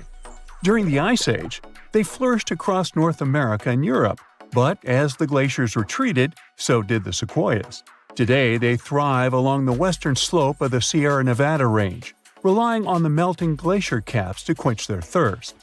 General Sherman gathers thousands of visitors every day, and the park's infrastructure caters to this. There's a short half-mile walk from the nearest parking lot that leads to the big green giant. Along the way, a stone marker outlines the shape and size of the tree's base, to give visitors a sense of its immense scale. This sassy sequoia is estimated to be around 23 to 2,700 years old and has witnessed centuries of change. It sprouted during the early days of the Roman Empire. When Europeans arrived in California in the late 1800s, they first tried to harvest the sequoias, thinking they had valuable wood.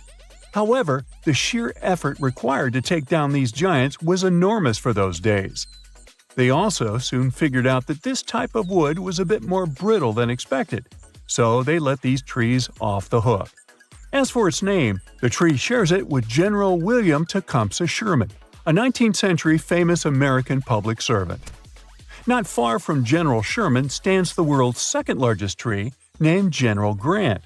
Discovered by locals years before General Sherman received its name, this tree has weathered its own share of challenges, including fires. But like its counterpart, it survived, mostly thanks to its thick bark and resilient hardwood. Now, as for the oldest tree, for a long time we've known it to be a Great Basin bristlecone pine named Methuselah, also found in California.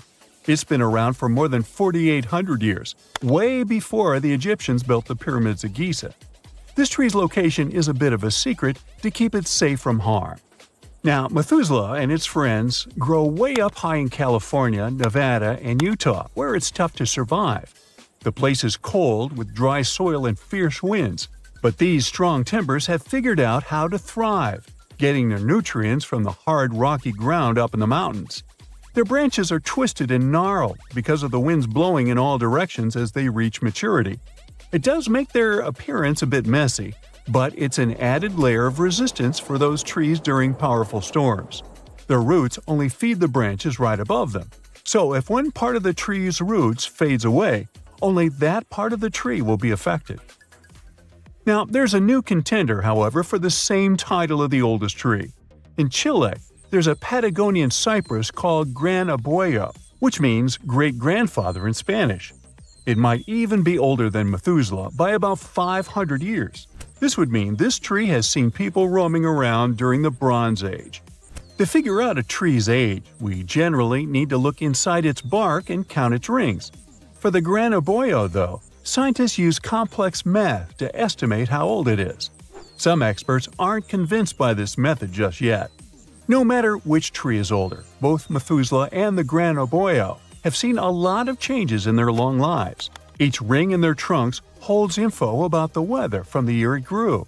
Scientists can learn a ton about past climates on our planet by studying these ancient trees. Now, the world's tallest tree is also off-limit to visitors, but this is a recent safety measure. Its name is Hyperion, and is located in Redwood National Park, California. Standing at a towering 380 feet, Hyperion is a coastal redwood, taller than the length of an American football field. Named after a character in Greek mythology, Hyperion was discovered in 2006 by 2 researchers. The park is home to other incredibly tall trees like Helios and Icarus, both also reaching heights of over 370 feet. The impressive height of redwoods in Northern California is due to their leaves and the region's climate. These trees absorb and store moisture from morning fog, and their sprouts promote growth after injury, allowing them to live for a very long time. However, their shallow roots make them susceptible to damage from hikers. Besides being a record holder, Hyperion's appearance may not live up to the hype. Witnessing its towering height from the ground is hard, and its trunk isn't that impressive. Hyperion is currently tucked away in a closed-off section with no official trail.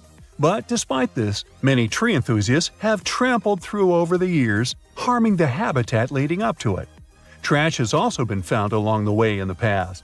The park recently issued a statement urging visitors to steer clear of this tree. Otherwise, they could face hundreds of dollars worth of fines and even end up behind bars. The Tree of Life stands as a resilient symbol amidst the arid desert landscape of Bahrain.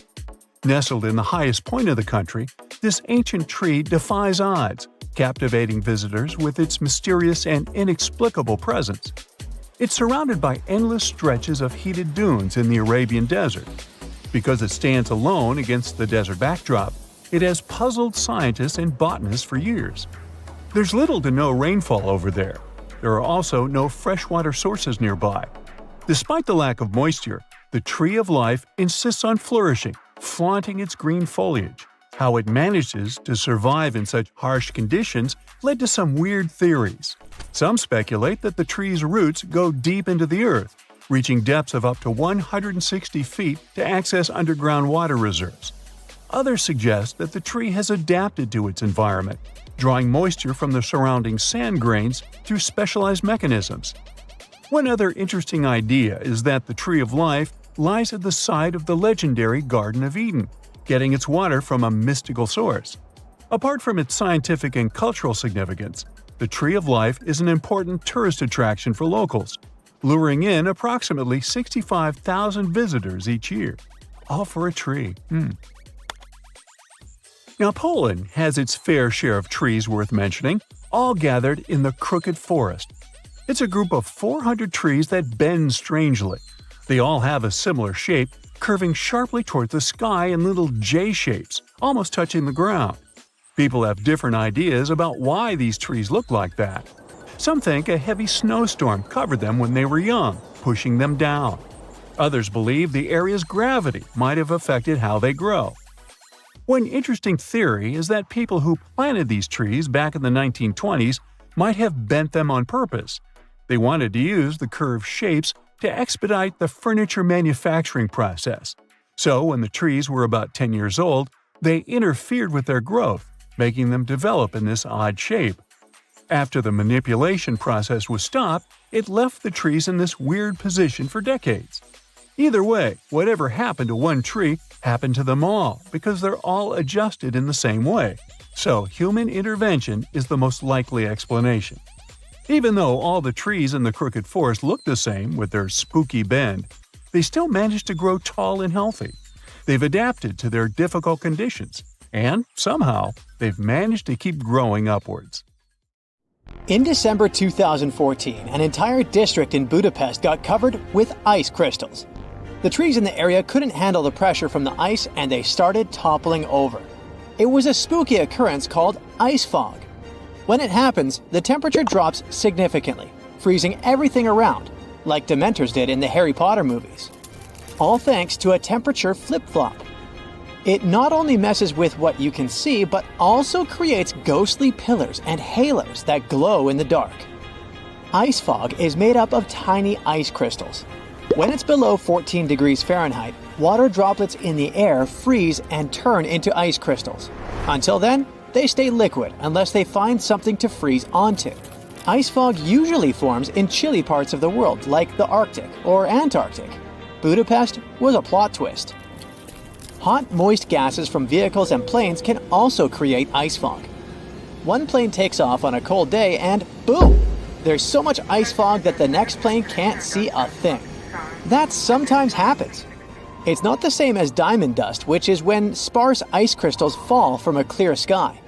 It forms when the humidity is super high, nearly 100%, and the air temperature drops way below 32 degrees Fahrenheit. This creates ice crystals in the air, and they end up settling on different surfaces. Interestingly, early settlers thought these ice crystals could get into their lungs and cause some trouble. There are many other interesting ice formations, such as rabbit ice. It occurs when the air is chilly but the ground is yet to embrace the frosty vibes. The sap inside plant stems expands as it freezes, making the stems crack open. Once it happens, liquid slips out, meets the frosty air and turns into thin layers of ice, creating beautiful petal or ribbon-like formations. Earthquake lights are another weird and unique phenomenon. When a powerful magnitude 8.1 earthquake hit Mexico in 2017, images of strange green and blue lights in the sky flooded social media. These so-called Mexico earthquake lights added another layer of mystery.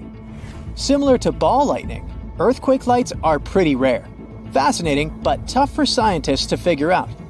What makes it tricky is that the instances of luminosity around earthquakes don't all look the same. There are both theories and myths about this thing. The lights can appear in many different shapes, forms, and colors.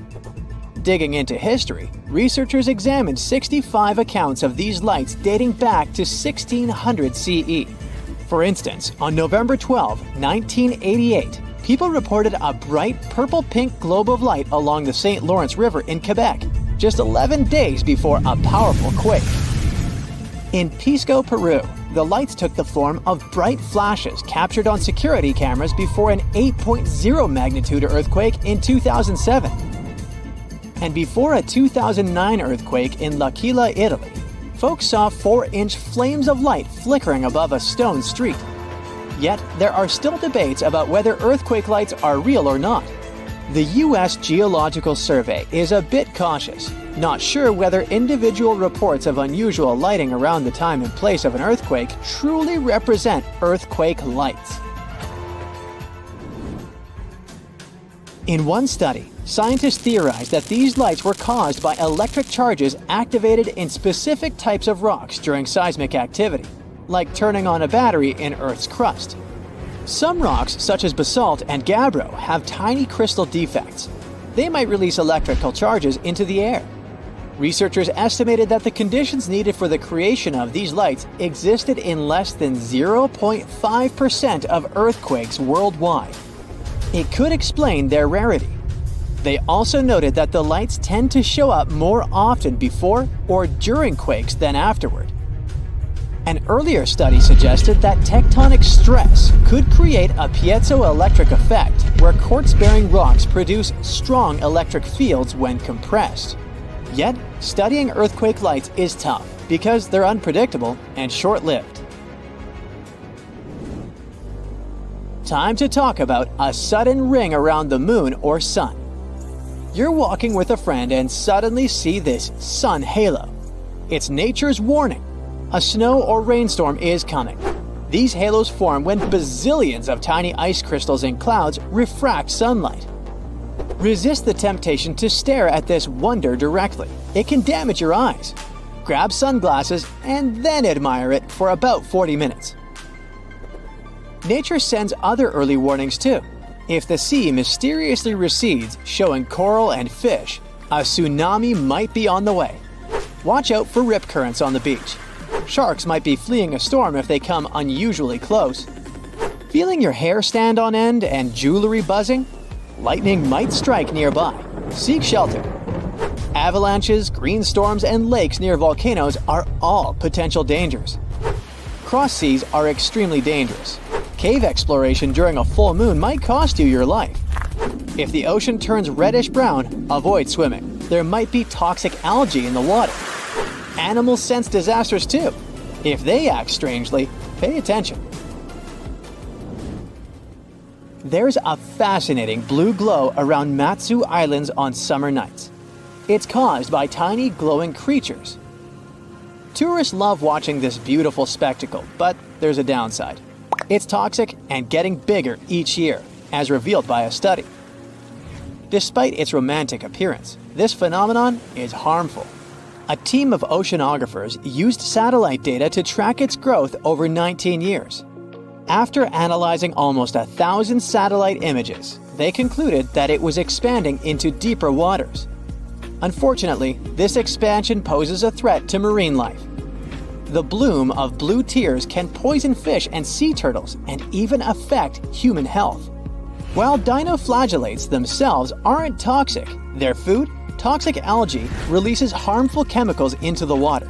This process depletes oxygen, endangering marine animals. The main cause is unclear, but pollution from agriculture down the Yangtze River seems to play a crucial role. Agricultural runoff introduces nutrients that fuel the bloom. During the construction of the Three Gorges Dam project, the bloom's size reduced when the river's flow decreased. After the dam was finished and the river started flowing strongly again, the bloom resumed its growth. The team predicts that blue tears will keep expanding, posing an ongoing threat to marine life and creating more vividly glowing waters. A katabatic wind or drainage wind happens when dense cold air descends from a higher elevation down a slope due to gravity. These winds can be powerful, sometimes reaching hurricane speeds, but rarely. Unlike all downslope winds, katabatic winds like the Bora in the Adriatic or Santa Ana in California originate from cooling air on elevated surfaces like plateaus or mountains. As the air descends, it warms up.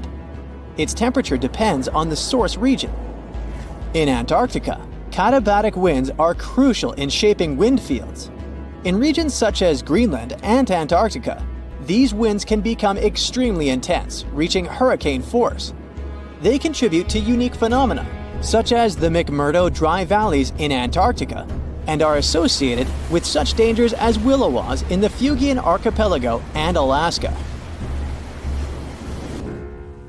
St. Elmo's Fire is a natural phenomenon worth mentioning. It happens during thunderstorms or volcanic eruptions when there's a strong electric field around the area. It creates a bluish or violet glow around such things as ship masts, airplane edges, or sharp objects. This glow is caused by ionized air molecules and is more noticeable in low light conditions. The glow is a form of plasma, and it happens when the electric field around an object causes the ionization of air molecules. This can occur during thunderstorms because there are high voltage differences between clouds and the ground. Sharp points make it easier for St. Elmo's Fire to occur because the electric field is more concentrated in those areas. The colors you see, blue or violet, come from the fluorescence of nitrogen and oxygen in Earth's atmosphere. Similar to how neon lights work, but with different gases. From ancient Greece to 15th century China, this phenomenon has been seen throughout history. Planet Earth is full of wondrous phenomena. I mean, can you imagine going for a midnight swim and suddenly finding yourself surrounded by a glowing blue haze? As if there were huge pillars of light coming out of the seabed directly toward the surface. This experience is rare, but it sure is magical. This chemical reaction is known as bioluminescence, and it can happen in different situations. One example is when tiny algae organisms migrate closer to the seashore. When these algae are disturbed, they try to defend themselves by glowing, and just happens to create the most beautiful spectacle. There's another place in the world where you can see a similar thing, but it's caused by a different creature. This place is in New Zealand. Hidden deep within the country's caves live glowworms. They're the larvae of medium-sized narrow beetles that happen to be luminescent. If you're lucky enough to tour these caves, you'll feel like floating inside an underground galaxy. Recently, a video of a super rare phenomenon started circulating on the web. Take a quick look at it and see if you can make out what it is. Okay, it looks like a river, right? But it doesn't look as if any water is flowing there. When the Iraqis first saw this happening, they didn't know what it was, so they just called it the Sand River. It sure was a good guess, but a flowing river of sand would be something too out of this world to be true. It turns out that what these people saw was more or less an optical illusion. It's not sand, but it's not exactly water either. Here's what happened. In arid environments, it's not so uncommon for hail to fall. And in the case of Sand River, what we actually see is thousands and thousands of floating hailstones. Oh, and if you don't know what hail is, it's frozen rain that pours down in the form of small pebbles of ice. That would be something to see. Say you're driving through the countryside and suddenly spot a mushroom-shaped cloud. Uh-oh. Or maybe it's a spaceship of another civilization. You don't quite know what it is, but you do realize that it's huge. Should you continue driving toward it? Or should you turn around and drive in the other direction? Well, you should know that a cloud like this indicates a huge thunderstorm is happening inside. And not just a storm, but a mesocyclone. A mesocyclone is a rotating updraft that can span several miles. It's usually accompanied by torrential rains and strong winds.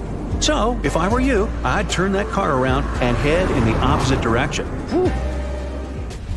You know Thor? I guess he might live inside this next natural phenomenon. Sometimes, when a volcano erupts, this process can be accompanied by huge thunderbolts. Scientists often refer to it as volcanic lightning. They're still debating why this thing occurs. One of their guesses is that when a volcano erupts, it projects positively charged debris into the atmosphere. These charges then react with the already present negative charges, which can produce a bolt of lightning. Cool, huh? The first time anyone witnessed something like this was during the eruption of Mount Vesuvius in 79 CE. Nah, it wasn't me. But here I am wondering, were there or were there not any sightings of Thor? Hey, sometimes when I work out too much, I get Thor. Now, all the way down in Senegal, Africa, we'll witness another unbelievable sight. Some 18 miles north of Dakar, the country's capital, there is a unique lake. Arriving there, you might imagine you're walking out of a spaceship and stepping on an unknown planet. After all, have you ever seen real-life pink water before? Lake Retba, or Lac Rose, as the locals call it, has become internationally famous for being vivid pink. And yes, you can swim there if you'd like to. But you should know that the water there is extremely salty. Lake Retba is known to be one of the world's saltiest lakes, with a saline level of over 40%. And in case you're wondering why the water is pink, I assure you this has nothing to do with otherworldly factors.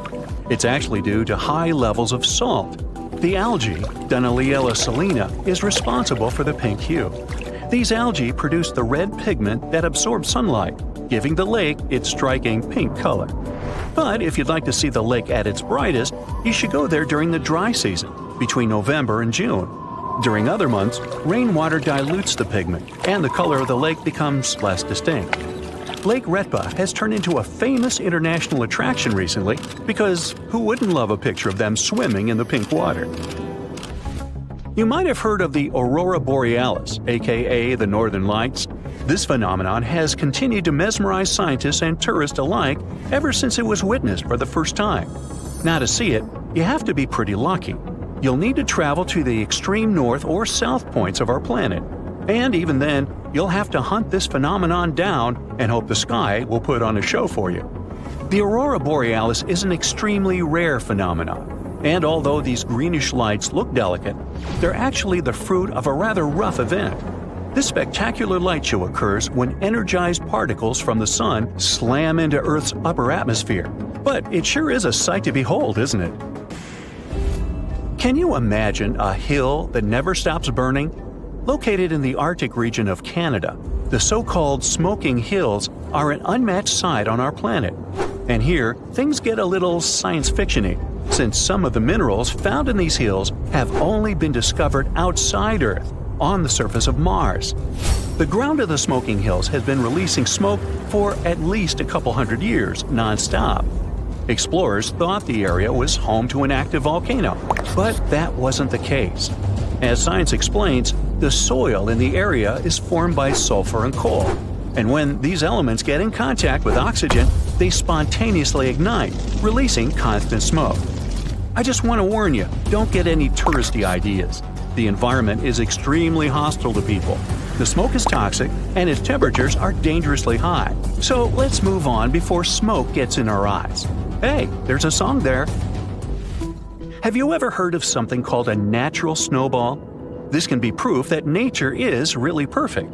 In 2016, the beaches of the Gulf of Aab, a bay in the Arctic Ocean, filled up with rows and rows of giant snowballs. Think balls measuring up to 3 feet across.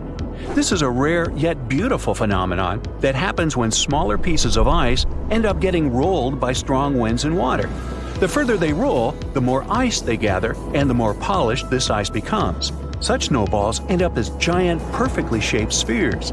They look pretty amazing on their own, but hundreds of them together? Wow, think of it. You could have a snowball fight between giants. There are also some snowballs that turn into huge rolling donuts. This shape occurs only in perfect temperature conditions when the snow is both hard and fluffy. A snowball begins rolling down, gathering more and more snow until, suddenly, its middle part collapses. This way, the snowball acquires its donut shape. Does it also taste as good as a donut? No. Now, let's say you go for a hike, but instead of blue skies, you see a huge cloud of fog. Now, this may ruin your photo ops, but there's one thing you can hope for. Foggy days are perfect for a phenomenon known as the fog bow. Its other name is the white rainbow. It occurs because of the tiny size of water droplets that form the fog. They're even smaller than 2/1000ths of an inch. You know, teeny tiny. So instead of a multicolored rainbow, you get a transparent one with red outer edges and a bluish inner border. Cool. You're dozing off in your window seat on a plane. It's getting dark since it's almost 11 p.m. Suddenly, something wakes you up. You glance out of the window and see a really strange phenomenon. Something that creeps you out. There are bright red, huge flashes illuminating the sky at a distance. They resemble some nightmarish jellyfish. Those are sprites, also called red sprites due to their color. They're also known as cloud-to-space lightning. These varied visual shapes flickering in the night sky are large-scale electric discharges, which is a clever word for a lightning strike. They occur high above thunderstorm clouds at altitudes of 30 to 56 miles. That's why you can see them so well from your plane window. The coolest thing about sprites is that they're positively charged lightning. This is a very rare type that makes up a mere 5% of all lightning strikes. People first spotted this phenomenon in 1886, and it was first photographed in 1989. In 2018, the legendary Niagara Falls, located at the border between New York State and Ontario, Canada, managed to surprise everyone. Tourists who came to admire the roaring waters found the falls frozen. Well, the waterfalls weren't frozen per se. This is impossible for a mass of flowing water that huge, but microscopic water droplets, as well as the mist, formed a crust of ice over the rushing water.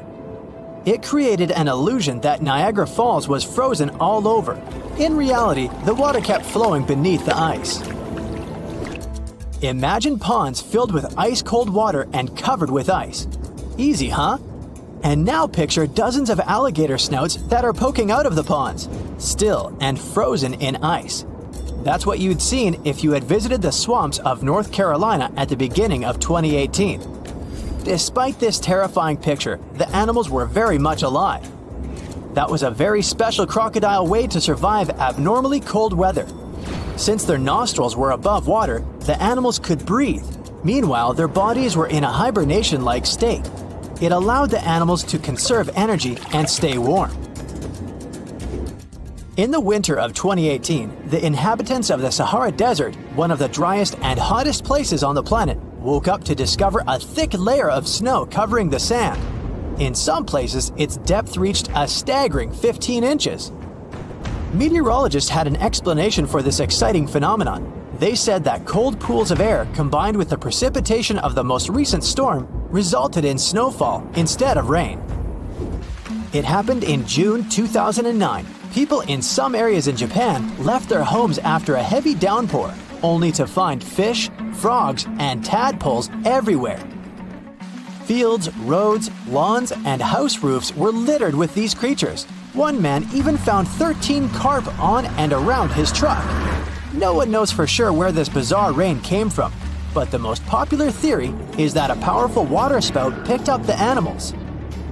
Then it carried them through the upper atmosphere and dropped them on the unsuspecting people below. In Australia, it sometimes rains spiders. That's because these creatures can balloon. It's a highly unusual way of traveling. A spider climbs to the very top of a tall tree or shrub, and then it spins several strands of silk, which then help the spider to be carried away by the wind. It's not easy to spot ballooning spiders, but sometimes when the weather is especially damp and unpleasant, mass ballooning occurs. Millions of spiders set off on a journey to find another place with better conditions. It may look as if it's snowing outside, but no. Those are spiders drifting down to the ground. The world's longest lightning storms happen in Venezuela and can last for 9 hours per day. The heart of the storm is over Lake Maracaibo, and the clouds tower way higher than your regular thunderstorm clouds. This natural phenomenon, also known as Catatumbo lightning, occurs during 140 to 160 nights a year and can produce up to 28 lightning strikes per minute. You've probably heard how they say that lightning doesn't strike twice in the same place. Well, Catatumbo lightning seems not to know about this rule. At least, it doesn't prevent storm clouds from gathering in the very same place year after year. Volcanic tornadoes are possibly one of the most terrifying natural phenomena. When a volcano erupts, it spews red-hot rock and ash high into the atmosphere. And solid lava pieces and hot gases travel down the volcano's slope.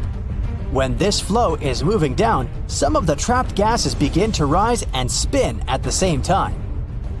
They get squeezed by the surrounding air, which makes them spin faster and faster. That's how a volcanic tornado gets born. Luckily, this phenomenon has a very short lifespan. Even though the island of Newfoundland in Canada can't be called the warmest place on Earth, it's still not that cold. But imagine having to shovel snow in front of your house just several days before your summer vacation. Well, that's exactly what happened on the island in June 2018. A cold storm that came from the coast of Newfoundland covered several regions of the islands with a 2-inch layer of snow. On top of that, the temperature broke all the records as well. During a Newfoundland summer, it's about 66 degrees on average, and 90 degrees on a very hot day. But that infamous June impressed people with only 37 degrees Fahrenheit in the morning. Brrr! Morning glory clouds are extremely rare. They look like massive tubes stretching across the sky. They can snake for more than 600 miles, sitting relatively low. Most researchers agree that these clouds appear when an updraft squeezes through the cloud. This creates the signature rolling appearance. The cool air at the back of the cloud makes it sink downward. The best but not the only place to see the morning glory is Australia's Gulf of Carpentaria. If you decide to travel there to see these clouds, choose a period from late September to early November. On March 19, 2018, the inhabitants of Alabama saw huge chunks of ice falling from the sky. It was the infamous hailstorm of Alabama which caused millions of dollars worth of damage. After the hailstorm, the place looked ruined.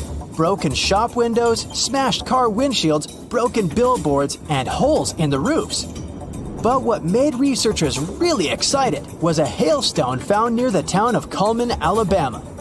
This softball-sized monster was more than 5 inches across, setting a new state record. In 2012, the sky over Dorset, England turned first ominously dark, then yellow. After that, blue gelatinous balls started to fall to the ground. A local man was walking to his garage when he spotted something unusually bright among whitish hailstones. When researchers examined this jelly rain, they found out that the balls were made of the substance used in diapers or potting soil. It's used to absorb liquid. It's still unclear whether the balls fell from the sky or maybe the melting ice made a few already existing crystals expand in the blink of an eye. In March 2018, people in northern Nevada could see the rarest and most bizarre cloud ever, a horseshoe cloud. It sure looks bizarre and kinda scary. But meteorologists know that this interestingly shaped vortex happens when a flat cloud travels over a column of warm, rising air. This air creates the shape and adds some spin to the cloud's movements. Such clouds are very fleeting and usually last for only several minutes. Cylindrical snow donuts occur when a wind gust decides to play snowballs. It starts to roll some snow across a snowy area. If it was a real snowball, it would eventually become too heavy for the wind to move.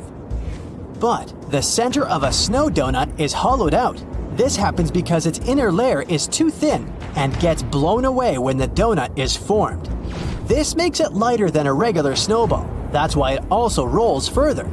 Unfortunately, you can't just go and find snow donuts. They're rare because they appear in very precise conditions. Rekhat structure is a giant formation in the Sahara that looks exactly like a giant bullseye. It's so wide that you can see it from space. Even the CIA got interested in it. In 1965, they planned a flyover looking for geomagnetic anomalies. The findings are still classified. Perhaps the theories are true, and this place is truly the lost city of Atlantis. Now, Atlantis supposedly sank beneath the waves, but recent discoveries are pointing us in a different direction. This is an ancient story that goes far back in time, and Plato was the first to mention it. The place had loads of greenery and a curious structure. 3 concentric circles of land surrounding 2 circles of water. 2 key quotes from Plato's writing suggest that Atlantis might not have been a typical island in the middle of the ocean. Plus, Atlantis had a major influence from Africa and Europe, challenging the idea of it being in the Atlantic. It turns out that the Eye of the Sahara and Atlantis look alike. When astronauts saw the Eye of Sahara from above, they initially suspected a meteorite impact crater. But the rings of the structure matched the layout described of Atlantis. More importantly, the Sahara wasn't always a desert. It turned from a tropical region into a desert around 11,000 years ago. Researchers found evidence of a massive river called the Tamaracet that could have sustained a community. This river flowed toward the Rekhat structure, aligning with Plato's description. The Trans-Saharan Seaway ran through the Sahara 50 to 100 million years ago. The sea allegedly destroyed Atlantis around 11,500 years ago, likely due to a rapid rise in sea level caused by the end of the Ice Age. NASA's worldview imagery shows patterns consistent with this theory. Those concentric rings might be a key to unlocking the secrets of our planet's evolution over millions of years. They're shaped by erosion on resilient rock layers, creating a spooky pattern of ridges and troughs. The central peak stands proud at 1,300 feet. The central part has undergone a significant erosion makeover, revealing a circular structure with a raised peak. Unlike impact craters, the Eye of the Sahara flaunts a striking balance and symmetry. Some say it results from rock uplift, sculpted by wind and water. Others think it's an ancient anticline, eroded to reveal its concentric glory. Then there's a salt diapir theory, suggesting that salt's buoyancy sculpted this beauty. Dating techniques have proved that it formed 541 to 252 million years ago, give or take a million or two. Ancient tools are scattered around the outer rings of the structure near riverbeds. Some older stone tools have also been spotted in the same areas. And still, even though some spear points from the Neolithic period have been found, there aren't many signs that people were living there back then. The area seems to have been used for short-term activities like hunting and making tools. There are other unearthly mysteries that haunt our world. One such enigma is in Norway, the ominous Hessdalen light phenomenon, also known as the Valley of Lights, leaves scientists confused. This valley is 10 miles wide. It's quite isolated, but a peculiar blue box sits high on the hillside, equipped with cameras scanning the valley. The unsettling saga began in the 1980s, when the night sky over Hessdalen erupted with burning fireballs, a recurring spectacle that sent shivers down the spines of those who witnessed it. This wasn't a fleeting occurrence, rather it became a regular thing. Terrified locals reported encounters with these unexplained luminous phenomena, some of which happened near their homes. Unease spread like wildfire. At its peak, there were about 20 sightings every week. The phenomenon made its way into newspapers, magazines, and media worldwide. Soon, people flocked to the valley, hoping to see the lights themselves. In 1984, experts joined the fray, armed with sophisticated instruments like magnetometers, radiometers, and other ometers. What they encountered was mind-bending, lights that defied explanation. Some moved at a leisurely pace, while others raced through the sky at an astonishing 19,000 miles per hour. People tried to explain these lights: airplanes, distant reflections, ball lightning, satellites, planets, meteors. But the speed and how these lights danced ruled out all those theories. We're slowly approaching another mysterious place. This is the greatest subglacial lake among Antarctica's 675 known lakes. It can easily hide unknown life forms. This lake is beneath the East Antarctic ice sheet. Dive about 2.5 miles under the ice, and there you'll see Lake Vostok, located at 1,600 feet below sea level. This lake is 155 miles long and 31 miles wide at its broadest point. With an average depth of 1,400 feet, it's also the world's 6th largest by volume. It's like an underwater city with lofty pillars and deep basins. The secret lake was discovered in 1993, yet it had been waiting to be found down there for over 2,000 years, collecting ancient secrets. In 2012, scientists drilled through the ice, creating the longest ice core ever. They pierced the ice all the way to the lake's surface. The year 2013 brought an unexpected twist when the tranquil waters erupted during the extraction of an ice core, mixing with drilling fluids. Then they got a pristine water sample in 2015. Some believe there might be previously unknown life forms down there, since it's a fossil water reserve that's been untouched for millions of years. That could be a lot like those speculated ice-covered oceans on moons like Europa and Enceladus. It all started with a theory in the 19th century, suggesting fresh water lurking under Antarctic ice sheets. Then, in 1955, seismic soundings hinted at a subglacial lake, and by the 90s, satellite data confirmed Lake Vostok's existence. Now, Lake Vostok isn't alone. In 2005, they found an island in the middle of the lake. Then, 2 smaller lakes joined the party. They suspect that a secret network of subglacial rivers might link these lakes. Now, very far away from Antarctica, in Venezuela, Catatumbo lightning presents a sinister light show at the junction of the Catatumbo River and Lake Maracaibo. This unsettling lightning phenomenon happens at about 140 to 160 nights a year, going on for 10 hours a day, and can flash up to 280 times in a single hour. The frequency of this lightning show changes with the seasons and from year to year. There was a break between January to March in 2010, causing a bit of worry that it might vanish forever.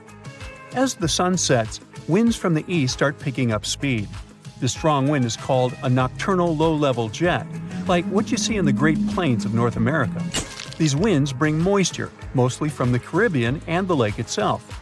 This humid air hits high mountain ridges, causing thunderstorms to form over the mountains.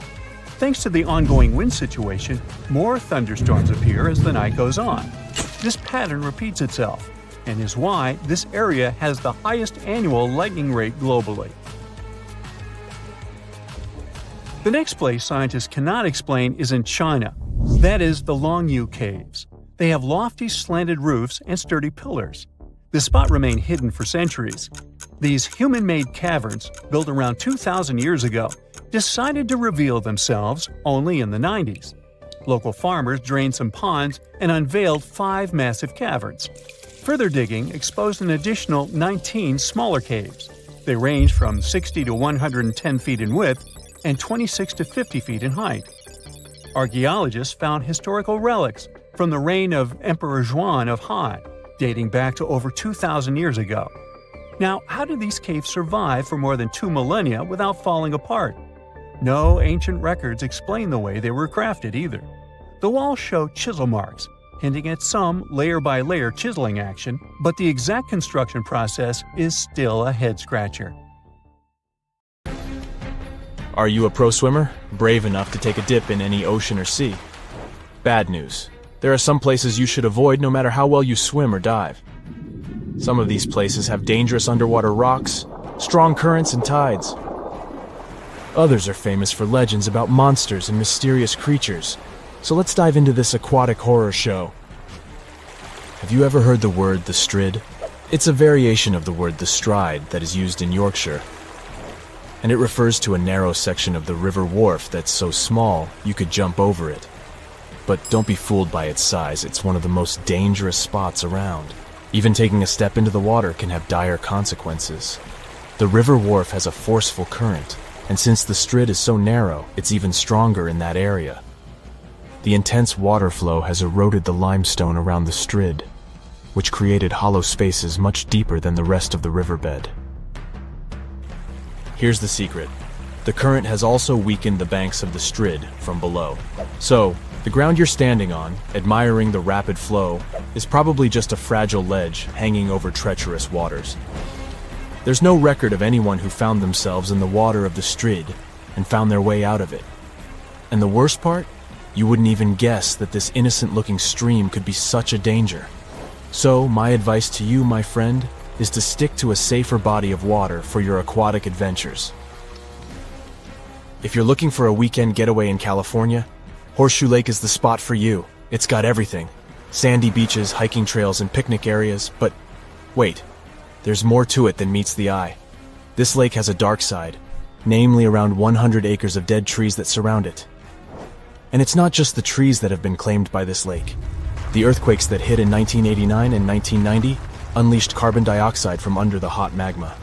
The gas seeped out into the air, damaging all the life around the lake. Even now, Horseshoe Lake is just as dangerous as it was 30 years ago. What makes it so scary is that the levels of this toxic gas change randomly. Warning signs that are posted everywhere certainly could give a horror film touch to a fun hike in the woods. In Kauai, Hawaii, there's a group of stunning waterfalls that used to be a popular destination for tourists. Kipu Falls, as they're called, were once the go-to spot for swimming and diving. To get to them, you had to take a long walk along a dirt path until you finally arrived at a breathtaking view of a 20-foot waterfall pouring into a crystal-clear pool below. But since 2011, this area has been off-limits to the public. Why, you ask? Well, there have been a lot of accidents at Kipu Falls. Obviously, jumping off the top of the waterfall would be an obvious reason for that, but in addition, there were much more mysterious cases. Witnesses tell tales of swimmers peacefully enjoying the pool at the bottom of the falls, only to be suddenly dragged under the surface. No definite explanation was found to these accidents. The locals believe that the water spirit Mo'o is to blame because it doesn't appreciate being disturbed by loud tourists. There's also a theory of a powerful whirlpool at the bottom of the pool. In any case, guide publishers do not mention Kipu Falls anymore, and trespassing is severely punished. The Samisen Hole, located in the Gulf of Thailand, is the ultimate spot for thrill-seeking divers, but it's also the most dangerous one. With a drop of 280 feet, it's the deepest diving site in the region. But its depth is not the only reason it is considered a place to avoid. The area is a major shipping zone for giant oil tankers. The strong currents around the hole make diving even more treacherous. And if that's not enough, the Samisen Hole is also home to deadly barracudas that could easily attack unsuspecting divers. The water is so murky that visibility is nearly zero, making it challenging to spot these aggressive sea creatures. All in all, the Samisen Hole is a breathtaking but extremely hazardous spot that should only be explored by experienced divers with nerves of steel. Let me tell you about New Smyrna Beach, the shark attack capital of the world. If you're looking for a relaxing vacation spot in Volusia County, Florida, you may want to reconsider this beach. The waters around New Smyrna Beach are teeming with fish, which attracts a lot of sharks. In fact, there have been so many shark attacks reported in this area that it's earned the title of the shark attack capital of the world. Even scientists have warned that if you go for a swim there, you're bound to get up close and personal with at least one of these creatures. We are talking about a distance of 10 feet, and in many cases you wouldn't even notice it. To make matters worse, the bull shark, one of the most dangerous and aggressive types of sharks, has been spotted in these waters. Once again, Kauai is on our list. The beach on Nepali coast called Hanakapiai Beach might look like heaven on earth, but don't be fooled. To get there, you have to trek through a super steep, rocky 2-mile trail. There are no lifeguards on this remote beach, so even if you decide to take a dip in the water, you're on your own. The biggest threat to your safety is the incredibly strong rip currents. They are almost always present because there are no reefs to shield the shore. And if someone gets caught in one, there's no safe place to swim to for miles. The nearest safe beach is 6 miles away. Trust me, this beach doesn't have the best track record in terms of safety. so it's highly advised that you stay out of the water if you end up at this beach. Let me tell you about a place that looks like it's straight out of a horror movie. We're talking about Berkeley Pit, which is an artificial lake situated in Butte, Montana. The first thing you'll notice about this place is that it has an eerie blood-red color that can only be described as unsettling. You might be tempted to take a dip, but that would be a grave mistake. Don't even touch it. The water is extremely dangerous due to the heavy metals present in it, such as cadmium, arsenic, zinc, lead, and copper.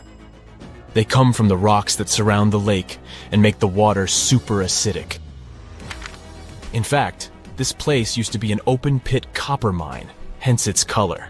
So if you want my advice, avoid this place like the plague. There are 3 lakes in Africa that maybe are the most dangerous places of all that I have mentioned so far. They're all located in Africa. Lake Monoun and Lake Nyos in Cameroon and Lake Kivu in Rwanda are all like ticking timers ready to go off. They were formed over underground pools of molten rock, and sometimes this molten rock releases toxic gases like methane and carbon dioxide right into the water.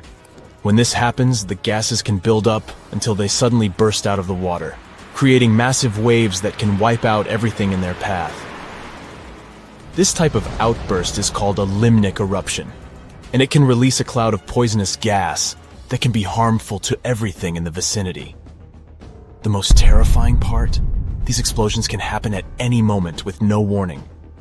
So if you ever find yourself near one of these lakes, you'd better be on high alert, because you never know when the next accident might happen. Maybe you know other places you wouldn't recommend for a fun swim? Share your anti-recommendations in the comments below. You're going to Ilha de Queimada Grande, one of the most dangerous islands in the world. There, you find yourself among rainforests, huge rocks, and grasslands. The place is home to birds, locusts, and giant cockroaches.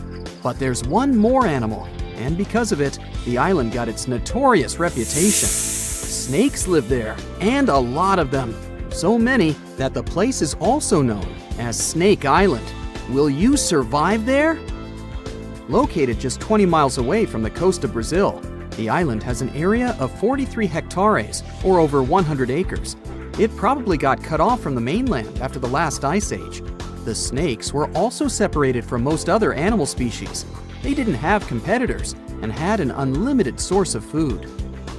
In such a small area, there are up to 4,000 snakes. That's one snake for every 10 square feet. It would be a difficult feat not to come across a snake on this island. Not only is this snake, the golden lancehead, one of the most numerous on the island, but it's also a highly venomous pit viper species. And it's also one of the most venomous in all of Latin America. Its venom is so potent due to the isolation of the species, with only birds sharing the land with them. To catch these birds, the snake's venom needed to become extra strong. And indeed, since they got separated from their distant relatives, their venom has become up to 5 times more powerful.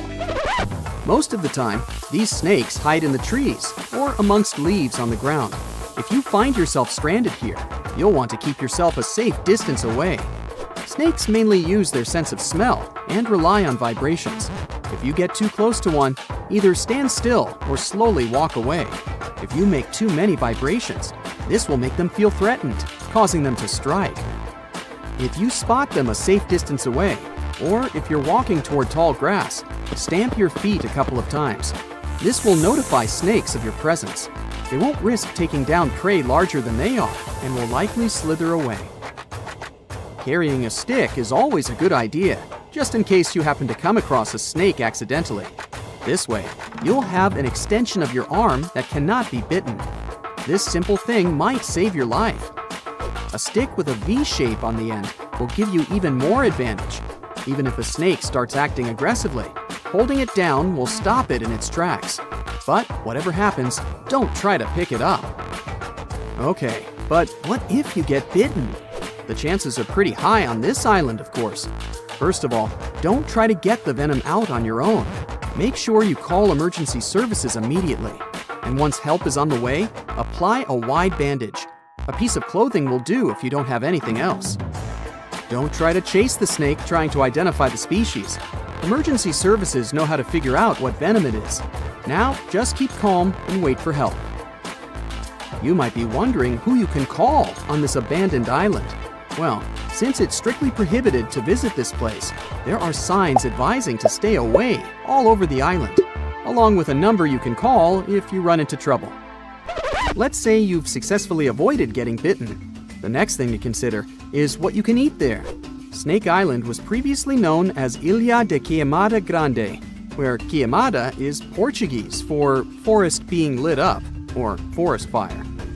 The reason for that was the fact that the entire island was deliberately set on fire to make room for a banana plantation. Unfortunately, the banana business didn't turn out to be a success, probably because farmers got sick and tired of snakes.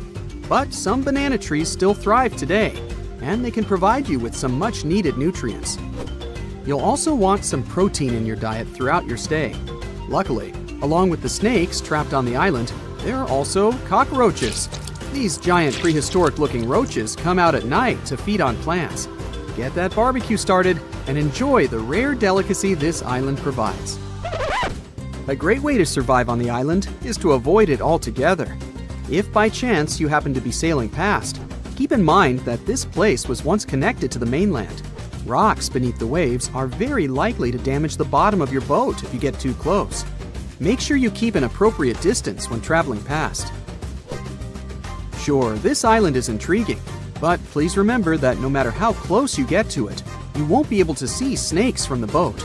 You can only see these creatures if you get close enough, which you really shouldn't do. And it's not only reptiles that make this location dangerous. Pirates visit the island quite often. Not the sea shanty singing peg-legged arr pirates, but bio-pirates who come there to capture the very thing that makes it so dangerous. They come there for snakes, to catch them and sell them illegally. Since the island got cut off around 11,000 years ago, the golden lancehead has evolved within its own unique habitat. So, although there are many reptiles on this island, they're still an endangered species.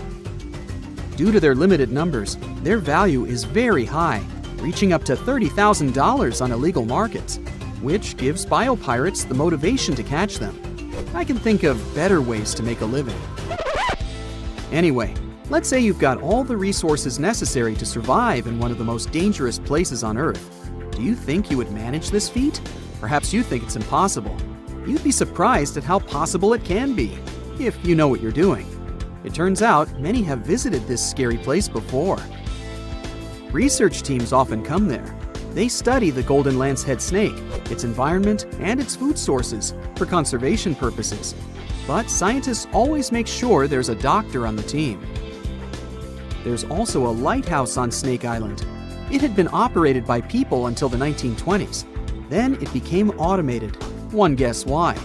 Brazilian authorities visit the lighthouse once a year to make sure it's still functional. Locals on the mainland know the reputation of the island, so the stories of people going missing are minimal. But one group of fishers once got too close to the island. As they were sailing along their normal route, they accidentally neared the shore. Their boat hit a rock under the waves and began filling with water. As the boat was quickly sinking, the men had only two options: to try to survive in the rough sea or swim to the shores of Snake Island. It was a hard choice to make. After all, they had heard the stories, and it wasn't just about snakes. Rumor had it that the island was cursed. Regardless of the stories, the fishers chose to take their chances with Snake Island. After making it to the shore, they tried to be careful. Their knowledge of the island could help them survive. Most importantly, they knew to avoid the rainforest at all costs. As the men got hungry, they carefully walked along the edge of the forest, warily collecting bananas. They were mostly sitting, waiting, and conserving their energy. They could only drink water when it rained. It was just enough to sustain them. They slept on the beach, unprotected from the elements and weather. And all the time, they were so close to the comfort of the lighthouse or caves. They were probably overly cautious, but it was either enduring some discomfort or risking their lives for a dry bed. They didn't yield to the temptation. They managed to survive for 3 days without being bitten by a snake. After that, a passing boat finally rescued them. So, now you know anything is possible. Imagine you're surfing a perfect wave, and then it suddenly freezes. Well, it sure sounds creepy, but couldn't possibly happen in real life, right? Wrong. You can see mind-blowing frozen waves in Antarctica. These waves occur when the ice gets compressed and the ever-increasing pressure squeezes the air bubbles out. As for the beautiful blue color, it's the result of ice melting and refreezing. When the summer begins, an ordinary-looking river in Colombia transforms into a liquid rainbow.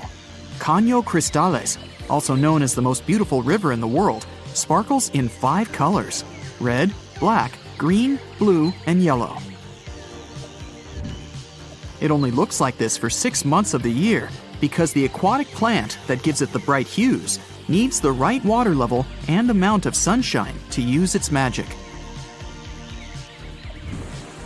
Australia is home to a unique horizontal waterfall on the coast of the Kimberley region. It's really just a fast tidal flow moving through 2 narrow-aligned rocks.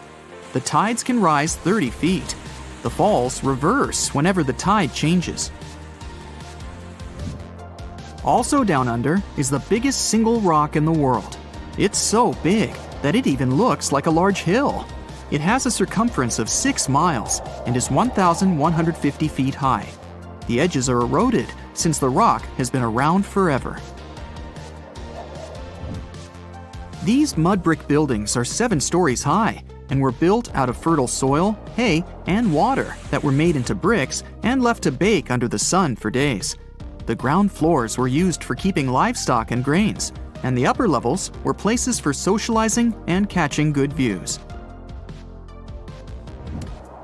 Antelope Canyon in Arizona, also known as the place where water runs through rock, has 2 sections of slotted canyons. Throughout the years, the water running through sandstone has created a picturesque formation like no other. If you ever set foot on the arid soil of the Namib Desert in Namibia, prepare yourself for an eerie picture. You'll see countless circular patches between 6 feet to 50 feet in diameter. Organized in a honeycomb-like pattern, they stretch across 1,500 miles toward the horizon. These patches are also known as fairy circles, and you might be disappointed by the explanation of this mystery. No one knows for sure the origin of these circles, even though there are numerous theories, from the radioactivity of the soil to the activity of sand termites. Mount Haleakala in Hawaii is one of the quietest places in the world. National park managers nearly failed to find any sounds to measure here.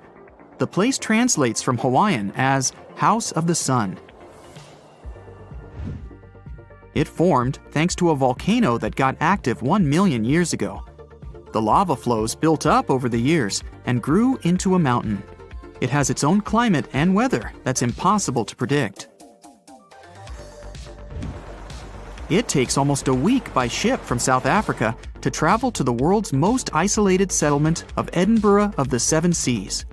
You'd need special permission from the local government to visit as a tourist. About 300 locals all treat each other as family, grow their own food, and keep their island impeccably clean. Daintree Forest in Australia is the oldest rainforest in the world. It has been around for over 100 million years. Daintree is home to some unique animal species, 12,000 different types of insects, and about half of Australia's frog, butterfly, and bat population. The rainforest also has around 3,000 types of plant species. Rocks that travel are called sailing stones because they seem to move across the dry lake bed of Racetrack Playa in Death Valley National Park, California. As the rocks move, they leave behind a creepy trail that used to have scientists baffled. After all, some of the boulders weigh more than 660 pounds. On top of that, some of the trails are curved, while others are mostly straight, with unexpected turns to the right or the left. But eventually, NASA experts cracked the mystery in 2006. It turns out that in winter, the lake fills with water, covering the boulders at the bottom in ice. And since ice is pretty buoyant, underwater movements and winds make the stones move across the lake bed. In their wake, they leave bizarre tracks, only seen when the water evaporates in the summer. Lake Maracaibo in Venezuela is often called the lightning capital of the world. Thunderstorms arise here 300 days of the year, with a peak in September. Sometimes there are up to 200 flashes in a minute. It happens because cool air coming from the surrounding Andes meets with warm air from the Caribbean Sea and generates electricity. Some places on Earth have less gravity than others. Canada's Hudson Bay, for example, used to be covered by a super thick and heavy glacier during the last ice age. The ice had pushed tons of rock mass outward when it started to melt. The smaller the mass of an object, the less gravity it has. It'll take another 5,000 years for the Earth to get into its original shape in this spot. Until then, you'll always weigh less here than anywhere else in the world. Five Flower Lake in China's Zhoujiago Valley changes its color from amber yellow to emerald green, dark jade to light turquoise, and sometimes coral. It never freezes thanks to underwater hot springs and never melts or dries up, unlike other neighboring lakes. The locals believe it's made up of pieces of a mirror that fell down from the sky. The surrounding valley has some narrow conic karst landforms, spectacular waterfalls, around 140 bird species, and giant panda, along with other endangered plant and animal species. Cape Denison in the Commonwealth Bay in Antarctica is the windiest place on the planet. It has unusual downslope winds. They are formed because of the continent's dome shape and the always cold climate. These winds are so fast and strong, they ruin the measuring instruments and the masts they are attached to. The record speed so far was 200 miles per hour. The Sahara Desert, which takes up 10% of the African continent, is extremely hot and dry. That's why it's one of the top places with the clearest skies. There's hardly ever a cloud above it. This, plus the remoteness from any civilization, makes it one of the best spots for stargazing. In Denmark, people experience blackout-type effects on a pretty regular basis. Just look how weird it is. But it gets even more bizarre when you find out that birds are the cause of this unusual phenomenon. Every spring and fall, millions of starlings begin their annual migration from Sweden, Finland, and Norway toward Britain, Belgium, and France. Denmark is the lucky place where you can observe Sort Sol, the Danish name for black sun. The birds travel in large flocks, which makes it easier to exchange information and stay warm. Before the birds land, they perform movements that look like dancing, but in fact, they are making different formations in an attempt to shoo predators away. And although the birds fly in highly synchronized patterns, people think that the huge flock changes its shape chaotically. The dark sun lasts only 20 minutes during sunset, and you have to be either fast or lucky to see this phenomenon. The secret of the cotton candy color of Pink Sand Beach in Barbuda is the crushed corals on it and tiny single-celled red organisms living beneath them. You can see that famous shade when the waves are strong enough to wash that mix ashore. The secret of impeccable cleanliness of this place is that it has no public facilities and is less crowded than other Caribbean islands. It took thousands of years to form Picaninny Ponds in Australia. This whole time, underground freshwater was slowly moving to the surface through limestone. It formed a large underwater cavern with white limestone walls. You'd need a special permit to dive here, and it's definitely worth it. Batara Gorge Waterfall has 3 natural bridges for anyone to walk across, take awesome pictures, and even have picnics. The waterfall is a result of limestone erosion that's been going on for millions of years, even though it looks like someone punched a hole right in the middle. It's located in the village of Tanarine, which is just 2 hours away from the capital Beirut.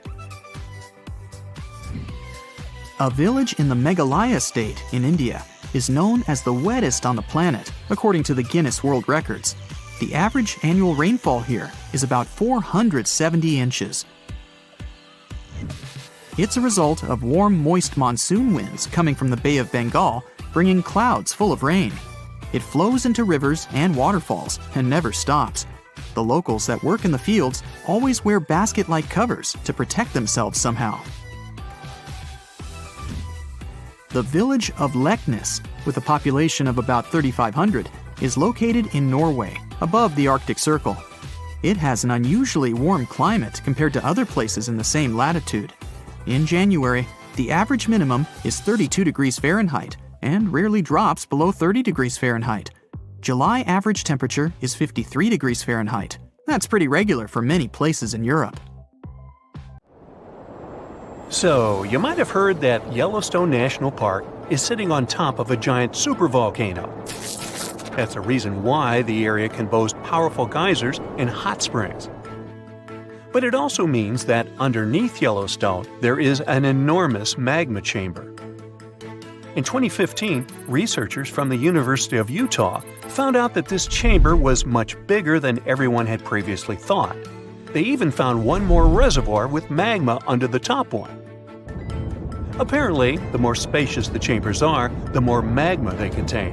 Together, the two reservoirs store a glob of magma that could easily fill the Grand Canyon not once, but 11 times. But you know the most worrying thing about the magma chambers? They tend to push against the ground above them. As a result, the land in Yellowstone rises about 1 to 2 inches a year. On top of that, Yellowstone has the status of an active volcano, and its volcanic explosivity index, yes, there is one, is 8 out of 8. Such a high number means that if this volcano erupted, it would be an apocalyptic event. To put it into perspective, the eruption of Pinatubo in the Philippines in 1991, which is considered the most powerful in living memory, was given a mere 6 on the volcanic explosivity index. Ha, loser. Now, let's figure out if there's anything to worry about.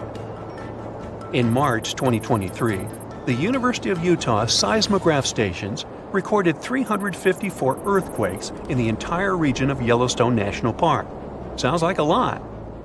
But keep in mind that the most impressive event of the month was a mini earthquake of magnitude 3.7. It was part of a swarm of 106 earthquakes that began on March 29th and continued until the end of the month. Yep, earthquakes apparently also come in swarms, so be aware. Experts say that Yellowstone's seismic activity is, well, kind of more active than usual, but it's really nothing serious. A geophysicist working at Yellowstone Volcano Observatory called Michael Pollan claims that the volcano won't erupt anytime soon. For this to happen, there must be enough magma ready to erupt beneath the surface. Whew. There should also be enough pressure to cause this magma to rise. But neither of these conditions exist today. According to the expert, Yellowstone is stable now. At the same time, Pollan and his team are keeping track of all kinds of underground activity, looking for warning signs of possible eruptions.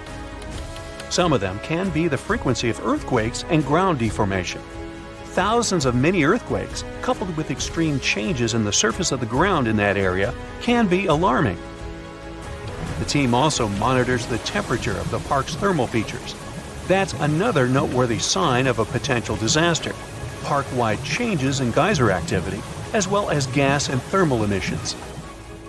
So, despite the media claims that Yellowstone is due to erupt soon because the last eruption happened 70,000 years ago, that's not how volcanoes work. Experts say that it's one of the most popular misconceptions about volcanoes. They don't follow timelines. If a supereruption did happen, though, the most worrying thing for us would not be the lava flows. and not an earthquake that would most likely accompany the natural disaster. No, the worst consequence of such a super eruption would be ash and ashfall. Let's have a look at what it was like when the Yellowstone volcano erupted many years ago. There have been at least 3 super eruptions in the history of the volcano. The most powerful of them was 2,500 times more devastating than the terrifying eruption of Mount St. Helens in Washington state in 1980. As for the most recent super eruption, it was dubbed the Lava Creek eruption. It formed the Yellowstone caldera after spewing out an insane amount of dust, volcanic ash, and rock into the air. Recently, scientists have also learned about 2 other previously unknown supereruptions that happened around 9 and 8.7 million years ago. The younger of the 2 is now considered to be the largest recorded event of the whole Snake River Yellowstone volcanic province. Anyway, let's have a look at what was going on all those millions of years ago. Because I wasn't around then, so we're all assuming this stuff based on evidence. The first signs of the disaster appeared long before the catastrophe broke out. For thousands of years, the heat had been welling up from within the planet's insides. It had been melting rock beneath the planet's crust and leaving behind huge chambers. They were filled with a pressurized mixture of semi-solid rock, magma, water vapor, and different gases, including carbon dioxide. All this scorching underground soup was expanding since more and more magma arrived with time. The land over the volcanic system was rising upward almost unnoticeably. A year before the supereruption, Yellowstone gave a warning, a burp maybe, but that long ago there was no one who could interpret these signals. Plus, those alarming processes were mostly going on underground. For example, decompression releases gas bubbles. While bursting, such bubbles can often power particular kinds of eruptions. Months before the eruption, small-scale earthquakes became more frequent and more intense. The ground in many spots all over the supervolcano got hotter than it used to be. Surface lakes and groundwater also became warmer. If people had been around at that time, they would have noticed unusual steam fogging in that area. Not long before the eruption started, the growing pressure pushed the ground over the magma chamber up. This created a dome-shaped uplift. Narrow cracks started to open along the edges of this dome. Imagine opening a bottle of soda after you've shaken it. Something like that was happening near the volcano. Think Mentos and Diet Coke. The pressure was released through the fractures when gases were bursting out from under the surface. So right before the disaster, the ground around the Yellowstone volcano lifted.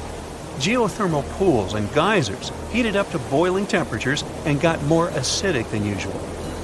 The magma started to rise toward the surface. At one point, the rock roof of the magma chamber couldn't resist anymore, and the eruption kicked off.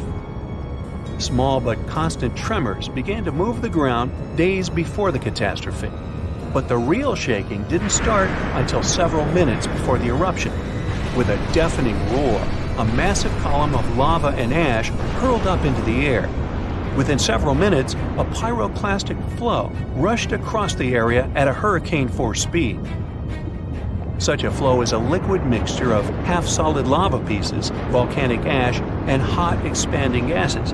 It looked like an extremely hot toxic snow avalanche. With a temperature of about 1,300 degrees, it was burning everything in its path. The volcano kept pumping ash for days on end. For all living creatures, ash fallout was one of the most dangerous consequences of the eruption. Volcanic ash turns into glassy cement within seconds of being inhaled. Most animals didn't have a chance to survive. Even thick trees started to collapse under the weight of this dense substance. It only took a couple of days until a thick layer of ash covered huge territories. After the ash got into the stratosphere, the temperatures all over the world started to drop. The eruption was rich in sulfur, which is an effective sunblocker. That's why it soon got so cold that there was no summer in the whole world for the next several years. Animals couldn't find food and clean water. This natural disaster, called the Gray's Landing supereruption, was colossal.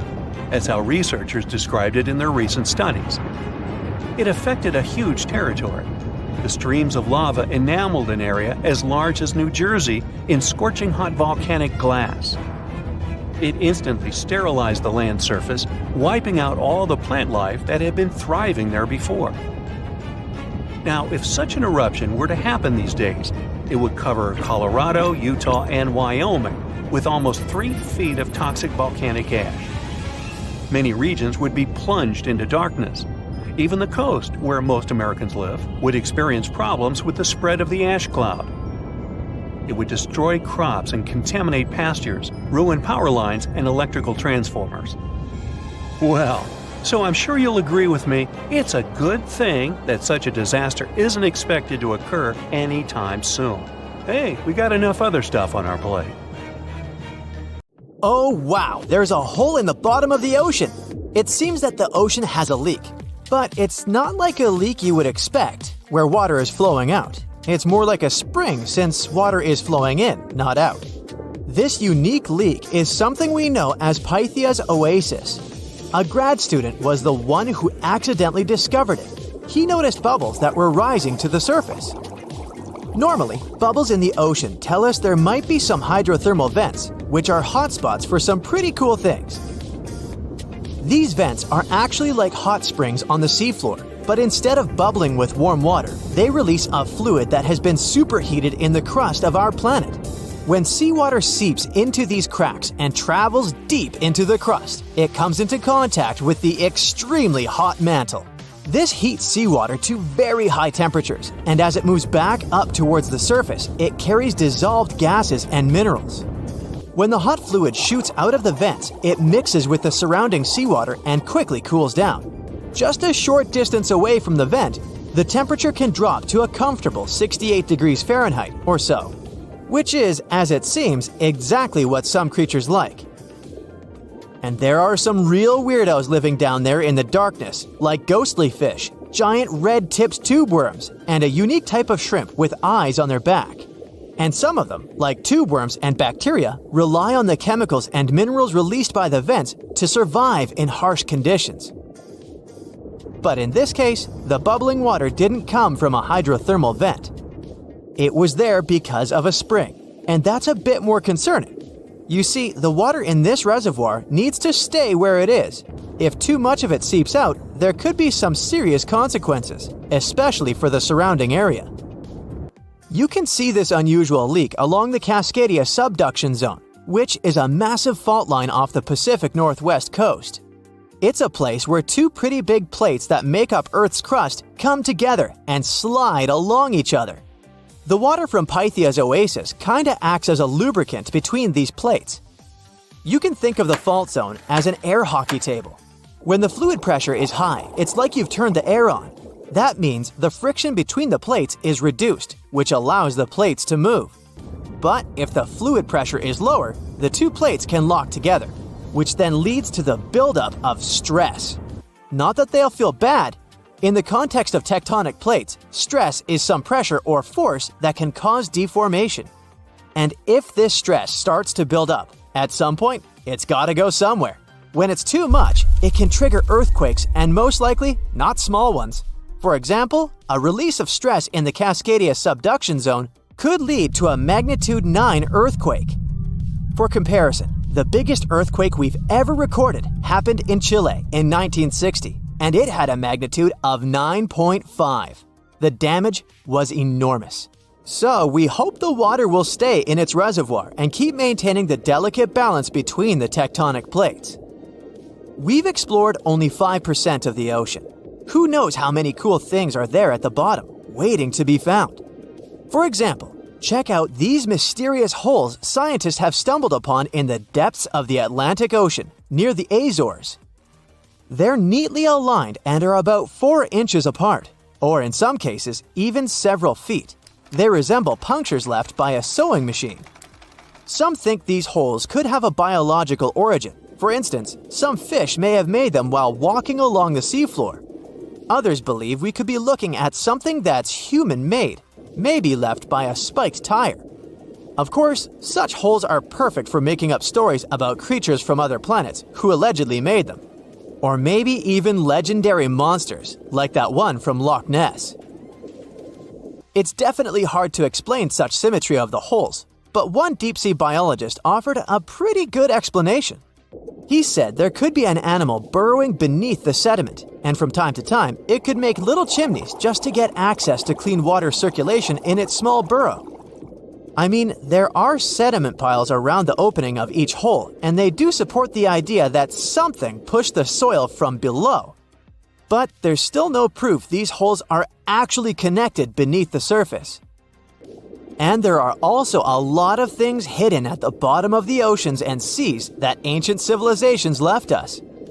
For instance, archaeologists made a really cool discovery off the southern coast of Croatia. A road hidden under layers of sea mud that's 7,000 years old. They found the ancient road at the sunken Neolithic site of Solin. The site of Solin was a human-made island in ancient times, and an archaeologist discovered it 2 years ago. He was studying satellite images of the area around Korčula, one of the beautiful Croatian islands. When he realized there could be something interesting at the bottom of the sea, he dove into the water with his colleague. And under the surface of the Adriatic Sea, which is part of the Mediterranean Sea, at a depth of 13 to 16 feet, they found stone walls that were most likely part of some ancient settlement. The landmass where people built the settlement was separated from the main island by a narrow stretch of land. Luckily, this area is protected from big waves by the surrounding islands, so the site remained relatively well preserved. It's now hidden beneath the surface of the sea and covered in mud. But it's so exciting to imagine how people walked on that road nearly 7,000 years ago, visiting nearby settlements. If you want to see the weirdest creatures, you can always head to the bottom of the sea. Actually, scientists have determined there could be more than 30 potentially new species at the bottom of the Pacific Ocean. They've collected them using their remote-controlled vehicle. That's a big step because until recently, they could only study such creatures through photographs. I'm talking about segmented worms, different types of coral, some invertebrates similar to centipedes, and many others. But there are also many old freaky creatures that we already know about that look like they came from sci-fi movies. Red octopus, blobfish, okay, this one kinda looks normal until you raise it to the surface, the goblin shark, Sloane's viperfish, zombie worms. Ugh, yeah, I hear ya. Let's move on. The seafloor hides things from space, too. There are traces of rare forms of plutonium and iron at the bottom of the Pacific Ocean. And what's awesome is that all this has come from space. These radioactive materials probably formed during some kind of cataclysmic event in space and eventually made their way out to our beautiful home planet.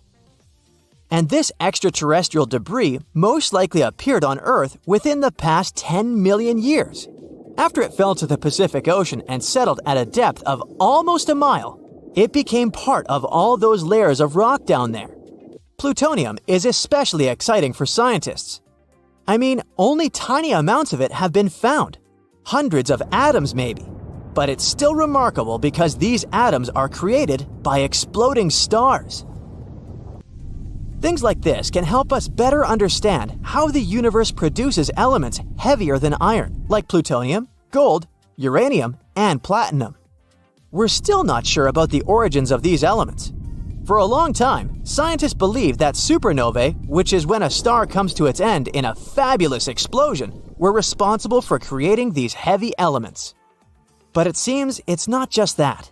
Some other cosmic events, such as the collision of neutron stars, which are super dense collapsed stars, or some rare types of supernovae, could also be involved.